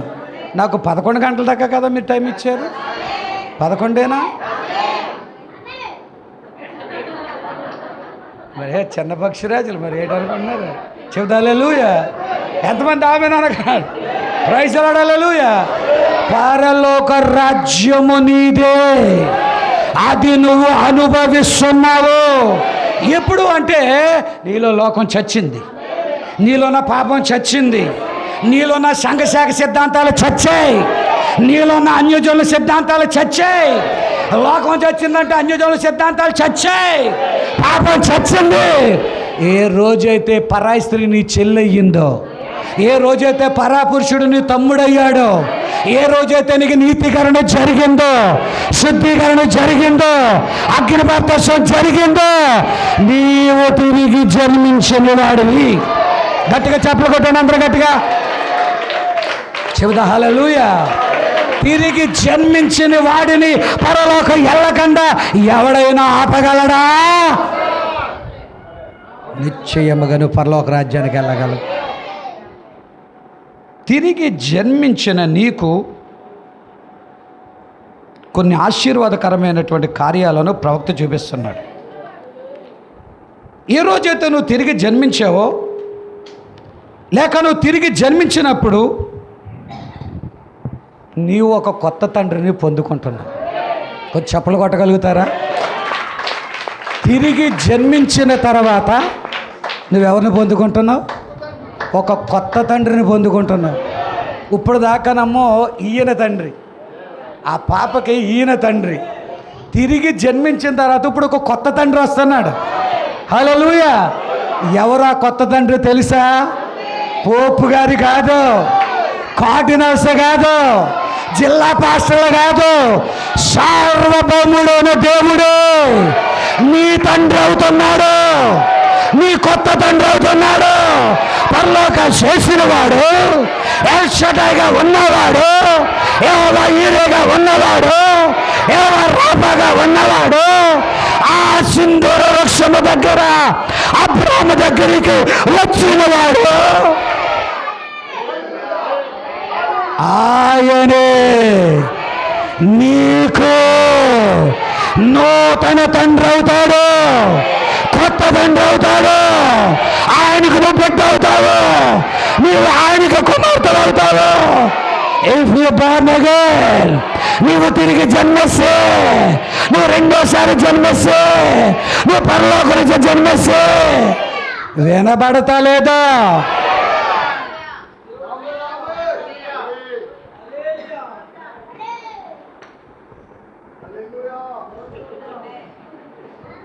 నీకొక కొత్త తండ్రి, a new father, not Roman Catholic father, not Roman Catholic Pope, is a heavenly father.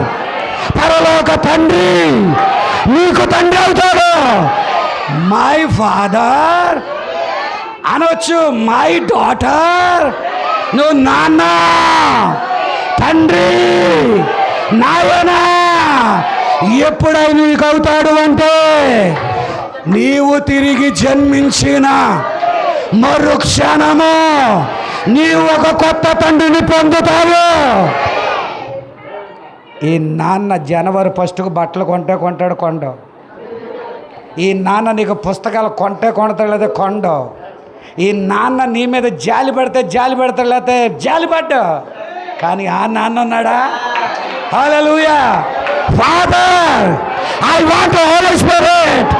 I want the eternity. I want the rapture. ఆయన ఇచ్చు తండ్రి అన్నాడు. తిరిగి జన్మించాక, రెండోసారి జన్మించాక, పైనుంచి జన్మించాక, రెండో జన్మ కలిగాక నీకొక కొత్త తండ్రి వస్తున్నాడు. ఎంతమంది కావాలా కొత్త తండ్రి? ఎంతమంది కావాలా? అమ్మ, భూమి మీద ఉన్నవాళ్ళు ఈ తండ్రులు చేస్తారు లేదమ్మా. కానీ నీ కొత్త తండ్రి ఉన్నాడే, నువ్వు ఏం అడిగితే ఆ మరుక్షణమే నీకు ఇస్తాడు ఆయన. ఇప్పుడు తిరిగి జన్మించడం మేలా కీడా? ఏటి మేలు? ఏటి మేలు? మనకు కొత్త తండ్రి వస్తున్నాడు, ఏ న్యూ ఫాదర్. హల్లెలూయా. ఎక్కడున్నాడు ఆ ఫాదర్? హెవెన్లో ఉన్నాడు, నిశ్చత్వంలో ఉన్నాడు. జాలి ఉన్నది, ప్రేమ ఉన్నది, ఆప్యాయత ఉన్నది, దయ ఉన్నది, బంగారం ఉన్నది, వెండి ఉన్నది, సంపద ఉన్నది, ఆరోగ్యం ఉన్నది, నెమ్మది ఉన్నది, సర్వము ఆయన దగ్గరే ఉన్నది. నీకు ఆరోగ్యం కావాలా? నీకు నెమ్మది కావాలా? నీకు స్వస్థత కావాలా? నీకేదన్నా కావాలా? A new father will give you కొత్త తండ్రి నీకు అన్నీ ఇస్తాడు.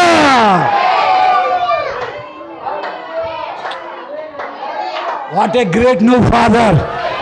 కొత్త తండ్రి నీకు అన్నీ ఇస్తాడు. చప్పలు కొట్టొచ్చు అందరూ గట్టిగా. తిరిగి జన్మిస్తావా?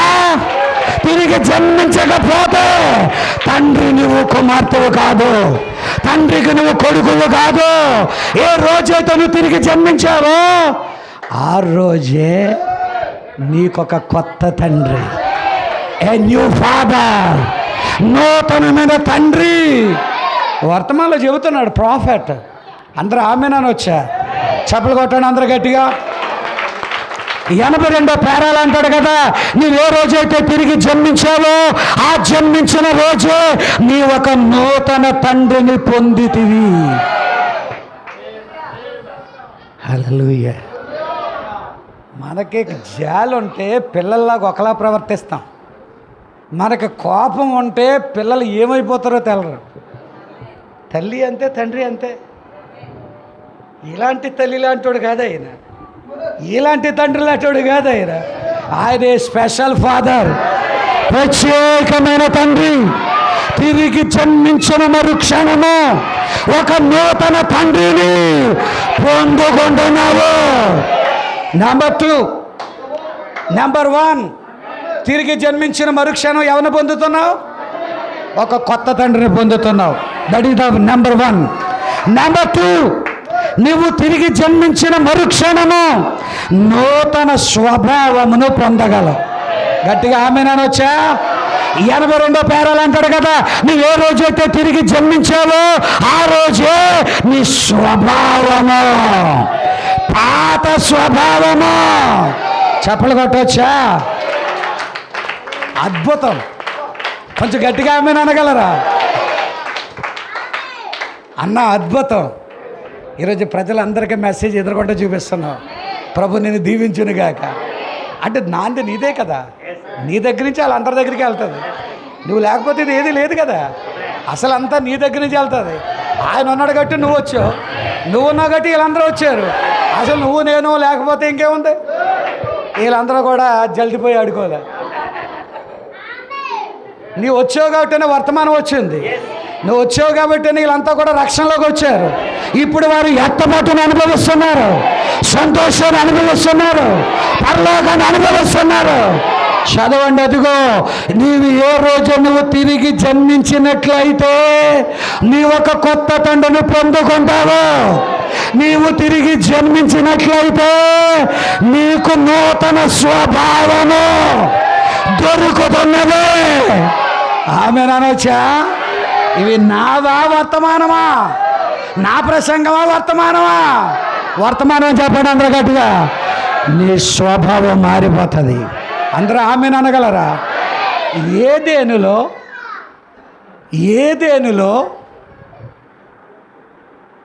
సింహము స్వభావము గొర్రెపిల్ల స్వభావము ఒకేలాగుండేదట. కానీ ఇప్పుడైతే సింహము స్వభావం వేరు, గొర్రెపిల్ల స్వభావం వేరు. సింహము కనబడిన వెంటనే, గొర్రెపిల్ల కనబడిన వెంటనే చప్పలించేస్తుంది. ఏంటి? చంపటమే దాని యొక్క స్వభావం. గట్టిగా ఆమెను అనగలరా? కానీ నీవు కానీ తిరిగి జన్మిస్తే ఆమెను అనొచ్చా? నీ స్వభావమే మారిపోతుంది, నీ నైజమే మారిపోతుంది. ప్రాఫెట్ ఇంకా కిందకేమంటున్నాడో తెలుసా? తండ్రి స్వభావము నీ లోపలికి వస్తుంది. గట్టిగా ఆమెను అనగలరా? ఆయన ప్రేమించాడు, నువ్వు ప్రేమించగలవు. ఆయన క్షమించాడు, చూడు తమ్ముడు, నువ్వు క్షమించగలవు. ఆయన జాలిపడ్డాడు, నువ్వు జాలిపడగలవు. ఆ తండ్రి స్వభావము నీలోకి వస్తుంది. ఎప్పుడు? కొంచెం గట్టిగా వినపడాలా? ఎప్పుడు తండ్రి స్వభావం వస్తుంది? తిరిగి జన్మించిన తర్వాత. ఎవరి స్వభావం వస్తుంది? తండ్రి స్వభావం. జాలి గలవాడు కాదా? ప్రేమ గలవాడు కాదా? దయామయుడు కాదా? కరుణామయుడు కాదా?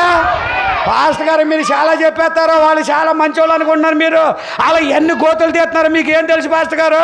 వాళ్ళ మీద మీకు చాలా జాలి కనికరం ఉంది, కానీ వాళ్ళు చాలా డేంజర్ ప్రజలండి. మీరు చాలా మంచోళ్ళుగా చూస్తున్నారు. వాళ్ళ పగ, వాళ్ళ ప్రతీకారం, వాళ్ళు చేసే, మీరు శాంతకుమారి చాలా మంచిది అనుకుంటున్నారు. నా పట్ల ఎలాంటి కార్యాలు చేసిందో మీకు ఏం తెలుసు పాస్టర్ గారు? ఈడేనా? వీళ్ళిద్దరునా? స్తోత్రాలు. మీకేం తెలుసు పాస్టర్ గారు? ఆ సొలొమోను రాజు చాలా మంచోడు అనుకుంటున్నారు మీరు. ఆ సొలొమోను రాజు ఎంత మంచోడో మీకేం తెలుసు పాస్టర్ గారు? ఎంత మంచోడు మీకేం తెలుసు? మీరు ముందు వెళ్ళిస్తున్నారు, కానీ వెనకాల ఎన్ని అంటున్నాడో తెలుసా మీకు? చెబుతా హల్లెలూయా. మీరు క్షమించండి, కానీ నేను మాత్రం చచ్చినా సరే క్షమించను. ఏయ్ మై బ్రదర్, సిస్టర్, నువ్వు తిరిగి జన్మించలేదని అర్థమైపోయింది. నీవు కానీ తిరిగి జన్మిస్తే నీ స్వభావం మారతాది. నీ స్వభావం మారటం అంటే తండ్రి స్వభావమే నీ లోపల వస్తుంది. ఆయన క్షమించాడు, నువ్వు క్షమిస్తావు. ఆయన ప్రేమించాడు, నువ్వు ప్రేమిస్తావు. ఆయన జాలి పడ్డాడు, నువ్వు జాలి పడతావు. ఎప్పుడు ఎప్పుడు ఎప్పుడు ఎప్పుడు తిరిగి జన్మించిన తర్వాత నీ స్వభావం మారుతుంది. తిరిగి జన్మించిన తర్వాత నీకు ఒక కొత్త తండ్రి వస్తున్నాడు. తిరిగి జన్మించిన తర్వాత నీకు ఒక నూతన స్వభావం వస్తుంది. నెంబర్ 3, కొంచెం ముందుకు వెళ్దాం. అయిపోయింది, దగ్గరికి పడిపోయింది. ఈ వర్తమానం అంతా చెప్పాలంటే 3 రోజులు పడుతుంది అనుకోండి. స్తోత్రాలు హల్లెలూయా. కానీ అంత సమయం తీసుకోము. నువ్వు ఏ రోజైతే తిరిగి జన్మించావో నీ లోపల నూతనమైన ప్రేమను పొందుతావు. ఏ ప్రేమ ఉండేది? అన్నిటికంటే పైనున్నది ప్రేమ. విశ్వాసము, నిరీక్షణ, ప్రేమ, ఈ 3 నిలుచును. దీంట్లో శ్రేష్టమైనది ప్రేమే. కొరింథీయులకు రాసిన మొదటి పత్రిక 3వ అధ్యాయము, కొరింథీయులకు రాసిన మొదటి పత్రిక 4వ అధ్యాయం మొదటి నుంచి చదివితే ప్రేమ గురించి రాయబడి ఉంటుంది. విశ్వాసము, కొండలను పెకలించగలిగిన పరిపూర్ణ విశ్వాసం కలిగినాను. భాషలో మాట్లాడడానికి, భాషలో మాట్లాడగలిగినాను. ప్రవచనాలైనా చెప్పగలిగినాను, లేక అద్భుతాలు చేయడానికి సామర్థ్యం ఉన్నాను. ప్రేమ లేనివాడనైతే వ్యర్థుడను, మోగడు కొంచెంతో సమానము. గట్టిగా ఆమెను అనగలరా? అన్నిటినీ ఓర్చుకునేది ప్రేమ, అన్నిటినీ తాళేది ప్రేమ, అన్నిటినీ క్షమించేది ప్రేమ. మనము కొంచెం మట్టుగా ఉండము, కొంచెం మట్టుగా చేయదము. గట్టిగా ఆమెను అనగలరా? ప్రేమ సహిస్తుంది, ప్రేమ తగ్గించుకుంటుంది, ప్రేమ ఓర్చుకుంటుంది, అమర్యాదగా మాట్లాడదు. ప్రేమే దేవుడు. చెప్పొచ్చు అందరూను? ప్రేమే దేవుడు. చెబుతా హల్లెలూయా. ఈ ప్రేమ, ఆ దైవిక ప్రేమ నీ లోపల గూడు కట్టుకోవాలి అంటే నువ్వు తిరిగి జన్మించినప్పుడే ఆ ప్రేమ రాగలదు. చెబుతా హల్లెలూయా. డబ్బులు ఇచ్చినప్పుడు వచ్చే ప్రేమ కాదు, డబ్బులు తీసుకునేటప్పుడు ఉన్న ప్రేమ కాదు, వయసులో బొగ్గలు బాగా మంచి నాజుగ్గా కనబడినప్పుడు ఉన్న ప్రేమ కాదు. ఆమేన్ అనగలరా? ఏ రోజైతే నువ్వు తిరిగి జన్మిస్తావో నీ లోపల తండ్రి ప్రేమ, పరలోక ప్రేమ, నూతన ప్రేమ వినబడతలేదా? కొంచెం గట్టిగా మాట్లాడవచ్చు. ఏ రోజైతే నువ్వు తిరిగి జన్మించావో ఆ తండ్రి ప్రేమ నీ లోపలికి వస్తుంది. ప్రైజ్ ది లార్డ్, హల్లెలూయా. పరలోక ప్రేమ నీ లోపలికి వస్తుంది. అదే నూతన ప్రేమ, అదే ఒక అద్భుతమైన ప్రేమ. తిరిగి జన్మించినప్పుడు నెంబర్ 1, ఎలాగైతే నేను ఆపేస్తాను. తిరిగి జన్మించినప్పుడు నెంబర్ 1 అని కూడా అన్నాను నేను. చెబుతా హల్లెలూయా. కనీసం మీరన్నా నా వంతున్న, మీరన్నా నా పాత్ర. తిరిగి జన్మించినప్పుడు నువ్వు ఒక కొత్త తండ్రిని పొందుకుంటున్నావు. హల్లెలూయా. తిరిగి జన్మించినప్పుడు నెంబర్ 2 నూతన స్వభావాన్ని పొందుతున్నావు. నువ్వు తిరిగి జన్మించినప్పుడు నీకు నూతనమైన తండ్రి ప్రేమ దొరుకుతుంది. అందరూ ఆమెను అనగలరా? తిరిగి జన్మించినప్పుడు గట్టిగా ఆమెను అనగలరా? నీవు తండ్రి కుటుంబంలో ఒకడు అవుతున్నావు. ఆమెను అనొచ్చా? ఇప్పుడు కుటుంబంలో చేరతారా జన్మిస్తారా? చేరతారా అన్న వాళ్ళు చేపైకి ఎత్తండి.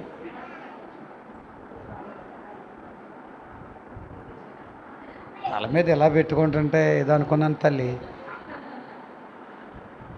కుటుంబంలో చేరతారా జన్మిస్తారా? చేరరా? మీ ఇంటి పేరు ఏం పేరు నాన్న? యనమల కుర్తి. బాబు యనమల కుర్తిలో నన్ను ఏమైనా చేర్చుకోగలవా? ₹1,00,000 ఇస్తాను, కోటి ఇస్తాను. కోటి అయితే చేసుకుంటామమ్మా. స్తోత్రాలు. హల్లెలూయా. పోనీ సులమన్ గారు మీరు ఏమైనా చేర్చుకుంటారేంటి? కుటుంబంలో చేర్చుకుంటారా జన్మిస్తారా? యనమల కుర్తిలో ఒక బిడ్డ జన్మించాడు, ఒక అమ్మాయి జన్మించింది. జన్మిస్తేనే తండ్రికి బిడ్డలవుతారు. నువ్వు ఏ రోజైతే తిరిగి జన్మించావో వినబడతలేదో, కొంచెం స్వరం పెంచి మాట్లాడాలా. ఏ రోజైతే జన్మించావో, తిరిగి జన్మించావో తండ్రి కుటుంబములో ఒకనవుతున్నావు. పరలోక తండ్రి కుటుంబంలో నువ్వేమవుతున్నావు? ఆ కుటుంబంలో నువ్వు చేరవు. చేరితే కుటుంబంలో జాయిన్ అవ్వవు. కుటుంబంలో నువ్వేమవ్వాలా? నా ఇంటి పేరు బొండాడా, నా ఇంటి పేరు బొండాడా. బొండాడ అబ్రహాం అనే ఆయనకి నేను జన్మించాను కనుక నా తండ్రి పేరుని ధరించుకున్నాను. ఆయన యనమల కుర్తి ఆ నాన్నగారికి జన్మించాడు కనుక ఆ పేరు ఆయన ధరించుకున్నాడు. శ్రీమతి యేసుక్రీస్తు, శ్రీమతి యేసుక్రీస్తు ఎప్పుడయ్యింది? యేసుక్రీస్తులో నుంచి జన్మించినది కనుక ఆయన కుటుంబములో ఒకడిగా గుర్తించబడ్డది. ఎంతమంది ఆమె అనగలరు? నెంబర్ 1 తిరిగి జన్మించినప్పుడు నీకు ఒక నూతన తండ్రి పొందుకుంటున్నావు. నెంబర్ 2 తిరిగి జన్మించినప్పుడు నీకు నూతన స్వభావం పొందుకుంటున్నావు. నెంబర్ 3 నువ్వు తిరిగి జన్మించినప్పుడు నూతనమైన ప్రేమను దొరుకుతూ ఉన్నది పొందుకుంటున్నావు. నెంబర్ 4 నువ్వు తిరిగి జన్మించినప్పుడు దేవుని కుటుంబంలో ఒకడవుతున్నావు. నెంబర్ 4 అయిపోయిందా? నెంబర్ 5 నువ్వు తిరిగి జన్మించినప్పుడు నీ ఒక నూతన జీవివి. అందరూ ఆమెను అనగలరా? చెబుతా హల్లెలూయా. ఏ జీవివి? యు ఆర్ ఏ న్యూ ఏమంటారు క్రీచర్, అంతేనా? You are a new creature. నీవు నూతన జీవివి. నీవు ఇక్కడున్న జీవులతో సమానమైన కాదు. You are a special creature. చెబుతా హల్లెలూయా. ఇక్కడున్న జీవులు ఉన్నాయనుకో, తాగుతారు, తిరుగుతారు, కైనీలు వేస్తారు, నేలలో పడతారు, దొర్లుతారు, తప్పు చేస్తారు, పాపం చేస్తారు. తిరిగి జన్మించిన నీవు ఒక పక్షిరాజువి, ఒక గొర్రెవి, ఒక పరలోక వ్యక్తివి, ఒక పరలోక జీవివి. You are a new creature. ఆమె అనొచ్చా? గొర్రె పిల్లవేనా? పక్షిరాజువేనా? నీ ఆహారం కొత్తగా ఉంటుందా? నీ నడవడిక కొత్తగా ఉంటుందా? అందరు జీవుల్లాగా నువ్వు ఉంటావా? అందరు వ్యక్తుల్లాగా నువ్వు ఉండగలవా? నా తిరిగి జన్మించితివి గనుక you are a new one, you are a new creature. నీవు నూతనమైన ఒక వ్యక్తివి, నూతనమైన జీవివి. నువ్వు ఎక్కడి నుంచి వచ్చావు? పైనుంచి వచ్చావు. మళ్ళీ నువ్వు ఎక్కడికి వెళ్ళబోతున్నావు? ఆయన పౌలు గారు అనలేదా నా పౌరుషత్వం అక్కడ ఉన్నదని? నేను అక్కడి నుంచి యాత్రికుడిగా ప్రయాణికుడికి వచ్చిన అబ్రహాం అనలేదా? మరలా ఆయన అక్కడికి వెళ్ళిపోలేడా? గట్టిగా ఆమెను అనగలరా? ఓ విలియం బ్రన్హామ్ గారు ఒక రోజున ఆ షాప్కి వెళ్ళిన తర్వాత, హే విలియం బ్రన్హామ్, మిస్టర్ బిల్లీ, ఆ అమ్మాయి ఏంటి సెడ్డీలు వేసుకుని వచ్చింది షాప్కి. బికినీలు వేసుకొని వచ్చింది ఏంటి? నోటి నిండా రంగులు రాసుకొని వచ్చింది ఏంటి? ఏంటి అది అలా తయారై వచ్చిందా? అమ్మాయి ఏంటి అలాగొచ్చింది? షాపులో ఇలా తయారై వచ్చింది ఏంటి షాపుకి అంటే? అది అమెరికా మనిషి కదా, అందుకే అమెరికా మనిషిలాగా అమెరికా ఫ్యాషన్తో వచ్చింది అన్నాడు. మరి మనం కూడా అమెరికా వాళ్ళమే కదా? నా మనం అమెరికా వాళ్ళం కాదు, మనం అక్కడ నుంచి వచ్చిన జీవులము.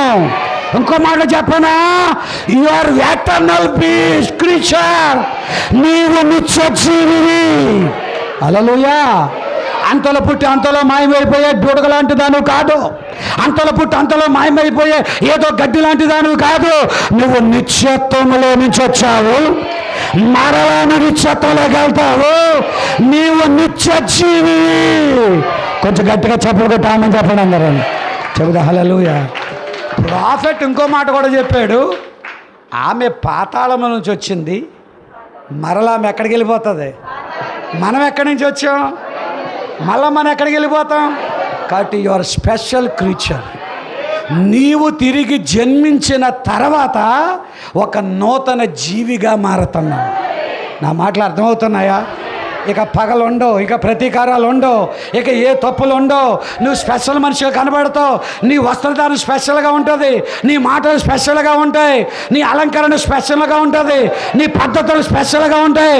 ఎక్కడి నుంచి వీళ్ళు వచ్చారా? పరలోకం నుంచి వచ్చారు. ఎవరయ్యా వీళ్ళు? నూతన జీవులు. ఎప్పుడయ్యారయ్యా వీళ్ళు?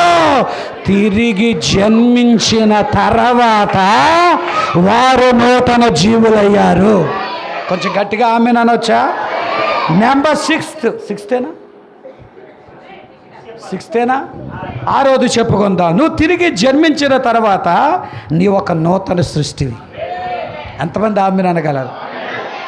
నీవు కానీ తిరిగి జన్మిస్తే నువ్వేమై ఉన్నావు? దేవుడు సమస్తాన్ని పాతదాన్ని తీసేసి నూతన దాన్ని చేయబోతున్నాడు. ప్రకటన గ్రంథం 21వ అధ్యాయము 22వ అధ్యాయములో అంతటా నేను కొత్త ఆకాశమును కొత్త భూమిని చేర్చుచున్నాను, చూచితిని, పాతవి గతించెను. అందరూ ఆమెన్ అనగలరా? అందరూ ఆమెన్ అనగలరా? ఎవడైనా క్రీస్తునందు తిరిగి జన్మిస్తే అతడు ఏ సృష్టి అయి ఉన్నాడు? ఆమెన్ అనగలరా? తిరిగి జన్మిస్తే ఎన్ని ఆశీర్వాదాలు ఉన్నాయి. You are a new creation. నువ్వు తిరిగి జన్మించిన మరుక్షణము నీ ఒక నూతన సృష్టివి. భూమి మీదే ఈ భూమి మీదే వినబడందా? కొంచెం స్వరం అయితే చెప్పగలరా? ఈ భూమి మీదే నీ ఒక నూతన సృష్టి అవుతావు, నూతన వ్యక్తి అవుతావు, నూతన మనిషి అవుతావు. క్రీస్తునందున్నవాడు నూతన వ్యక్తి. హల్లెలూయా. తిరిగి జన్మించిన అగ్ని బాప్తిసం పొందిన, తిరిగి జన్మించిన అగ్ని బాప్తిసం పొందిన ఇక నీవు కాదు కానీ ఇప్పుడు నువ్వు ఏ సృష్టి అయి ఉన్నావు? రాబోయే కొత్త ఆకాశం కొత్త భూమిలాగా, రాబోయే ఆ కొత్త నూతనమైన దానిలాగా దేవుడు నిన్ను కూడా నూతనమైన వాడిగా చేస్తున్నాడు. తిరిగి జన్మించిన మరుక్షణము దేవుడు నోవా కాలంలో భూమికి ఆయన నీటి బాప్తిసం ఇచ్చాడు. యేసుప్రభు కాలంలో ఆయన రక్తము ద్వారా శుద్ధీకరణ చేశాడు. దేవుడు మరల ఈ భూమికి ఆకాశానికి అగ్ని బాప్తిసం ఇచ్చి నూతనమైనదే చేస్తున్నాడు. దేవుడు నిన్ను కూడా తిరిగి జన్మించిన తర్వాత నిన్ను కూడా నూతన సృష్టిగా చేయబోతున్నాడు. అందరూ ఆమెన్ అనొచ్చా? ఎంతమంది ఆమెన్ అనగలరు? ఆ లేఖనాలని వర్తమానాన్ని ఇంటికి వెళ్ళి 10 సార్లు మోకాళ్ళ మీద చదవండి. నిజముగా మీరు దీవించబడతారు. ఇందులో నేను సగమే చెప్పగలిగాను, నా సమయం కూడా అయిపోయింది. మిగిలిన ఇంటికి వెళ్ళి చదవండి, మీరు బహుగా దీవించబడతారు. నేను నిజంగా దీవించబడ్డాను. నీవు దీవించబడాలంటే వర్తమానం మోకాళ్ళ మీద చదవండి. వర్తమానం రాత్రి పగలొక్క దేవుని సన్నిధిలో చదవండి. దేవుని దగ్గర సమయాన్ని కేటాయించి చదవండి. మీరే నూతన సృష్టి అవుతారు, మీరే నూతన వ్యక్తులు అవుతారు. ఈ భూమి మీద మీరు కొత్త వ్యక్తిగా మారిపోతారు, నూతన వ్యక్తిగా మారిపోతారు, నూతన స్వభావంగా మారిపోతారు, నూతన వ్యక్తి అయిపోతారు. చెప్పలు కొట్టవచ్చా? అందరూ ఆమెన్ అనొచ్చా? అందరూ ఆమెన్ అనొచ్చా? ఎంత జాలి గలవాడో కదా! నువ్వు నూతనమైన వాడిగా మారాలని ఆయనే ఒక రక్షణ ప్రణాళికను ఇక్కడ పెట్టాడు. ఆయనే దేవుడిగా వచ్చి నీకోసం రక్తం కార్చి, నీకోసం సిలువను భరించి, నీకోసం స్వస్థతలు చేసి ఆయన వెళ్ళిపోయి రక్షణ పథకాన్ని ఇక్కడ పెట్టేశాడు. ఇప్పుడు నీవు కానీ తిరిగి జన్మిస్తే పరలోకం నీదే, ఎత్తబాటు నీదే, వెయ్యండ పాలన నీదే, నిశ్చతో నీదే. అంత మాత్రమే కాదు, తిరిగి జన్మించుటనగా అదొక చావయ్యన్నది. నీ పాపాలు చచ్చిపోవాలా, నీ మాపుసులు చచ్చిపోవాలా, నీ అపరాధాలు చచ్చిపోవాలా, నీ లోకం చచ్చిపోవాలా. గోధుమ కింద చస్తేనే కొత్తది వచ్చినట్లుగా నువ్వు కొత్తవాడిగా వస్తావు. ప్రైజ్ ది లార్డ్, హల్లెలూయా. ఏ రోజైతే నీ రాజకీయం చచ్చిందో, ఏ రోజైతే నీ మాపు చూపు చచ్చిందో, ఆ రోజే యేసు నీలోకి వస్తాడు. ఏ రోజైతే నీతిగాను శుద్ధిగాను అగ్ని బాప్తిసం జరిగిందో అదే నీకు నూతన జన్మనిస్తుంది. ఏ రోజైతే నీకు నూతన జన్మ జరిగిందో ఒక నూతన తండ్రి వస్తాడు. నెక్స్ట్ ఒక నూతన స్వభావము నీకు పొందుకోగలుగుతావు. ఏ రోజైతే నువ్వు తిరిగి జన్మించావు. నెంబర్ 3, నూతన ప్రేమ నువ్వు పొందుకుంటావు. నూతన ప్రేమలో నువ్వు సాగగలుగుతావు. నెంబర్ 4, తిరిగి జన్మించాక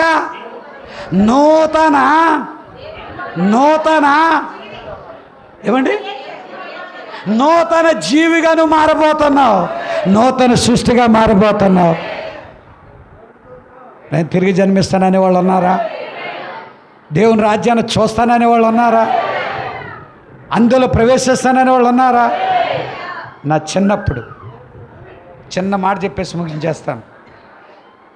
మా బాప్టిస్ట్ పాస్టర్ గారు అగ్నిగుండంలో అగ్ని ఆరదంట, పురుగు సావదంట, మళ్ళీ మాడిపోతారంట, కాలిపోతారంట, బయటకు వస్తారంటే రాలేరంట అని మా బాప్టిస్ట్ పాస్టర్ గారు నా చిన్నప్పుడు ఆ చిన్నబాబు అంత ఉన్నదప్పుడు చెబుతూ ఉంటుంటే నా పశు హృదయం గుండె ఆగిపోయి, ప్రభువా నన్ను అగ్నిగుండంలో దోసేగిన ఆయన, పరలోక రాజ్యంలో తోటలు ఉంటాయి కదా, ఆ తోటలకి నీళ్ళు పోసి వాళ్ళకన్నా చేయను ఆయన.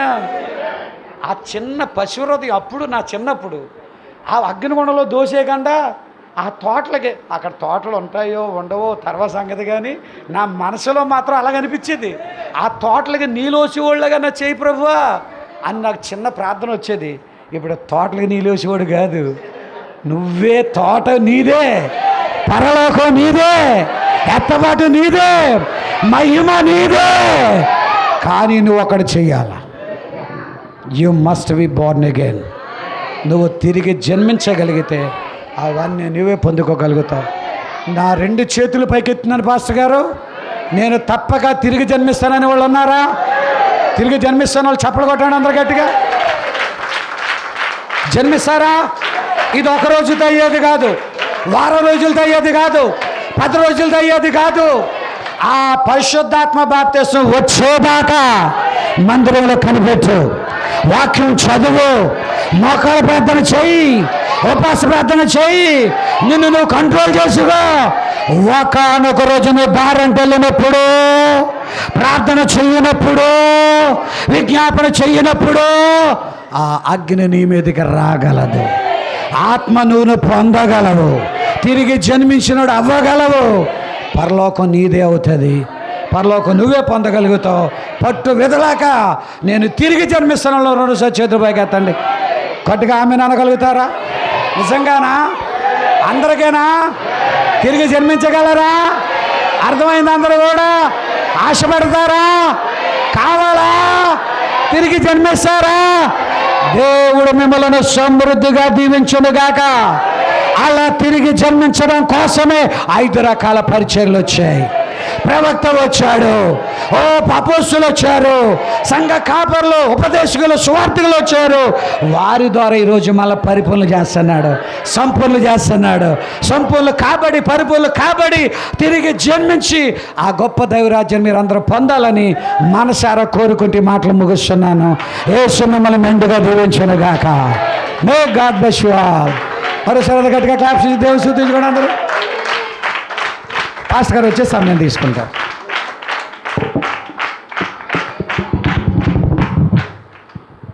దేవునికి స్తోత్రం. హల్లెలూయా. హల్లెలూయా. అందరూ తిరిగి జన్మించిన వారు ఇక్కడ ఉన్నారా? ఆశపడుతున్న వాళ్ళు ఉన్నారా? ఓ దేవునికి మహిమ.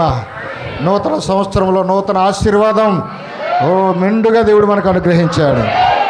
నూతన కృపను మనం పొందుకున్నామని నమ్ముదాం. హల్లెలూయా. ఈ సమయంలో మన మధ్యన సహోదరుడు జాన్ వెస్లీ గారు ఉన్నారా?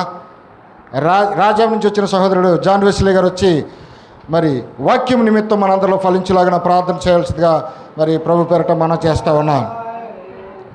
హల్లెలూయా. ప్రార్థన చేసుకున్నాం.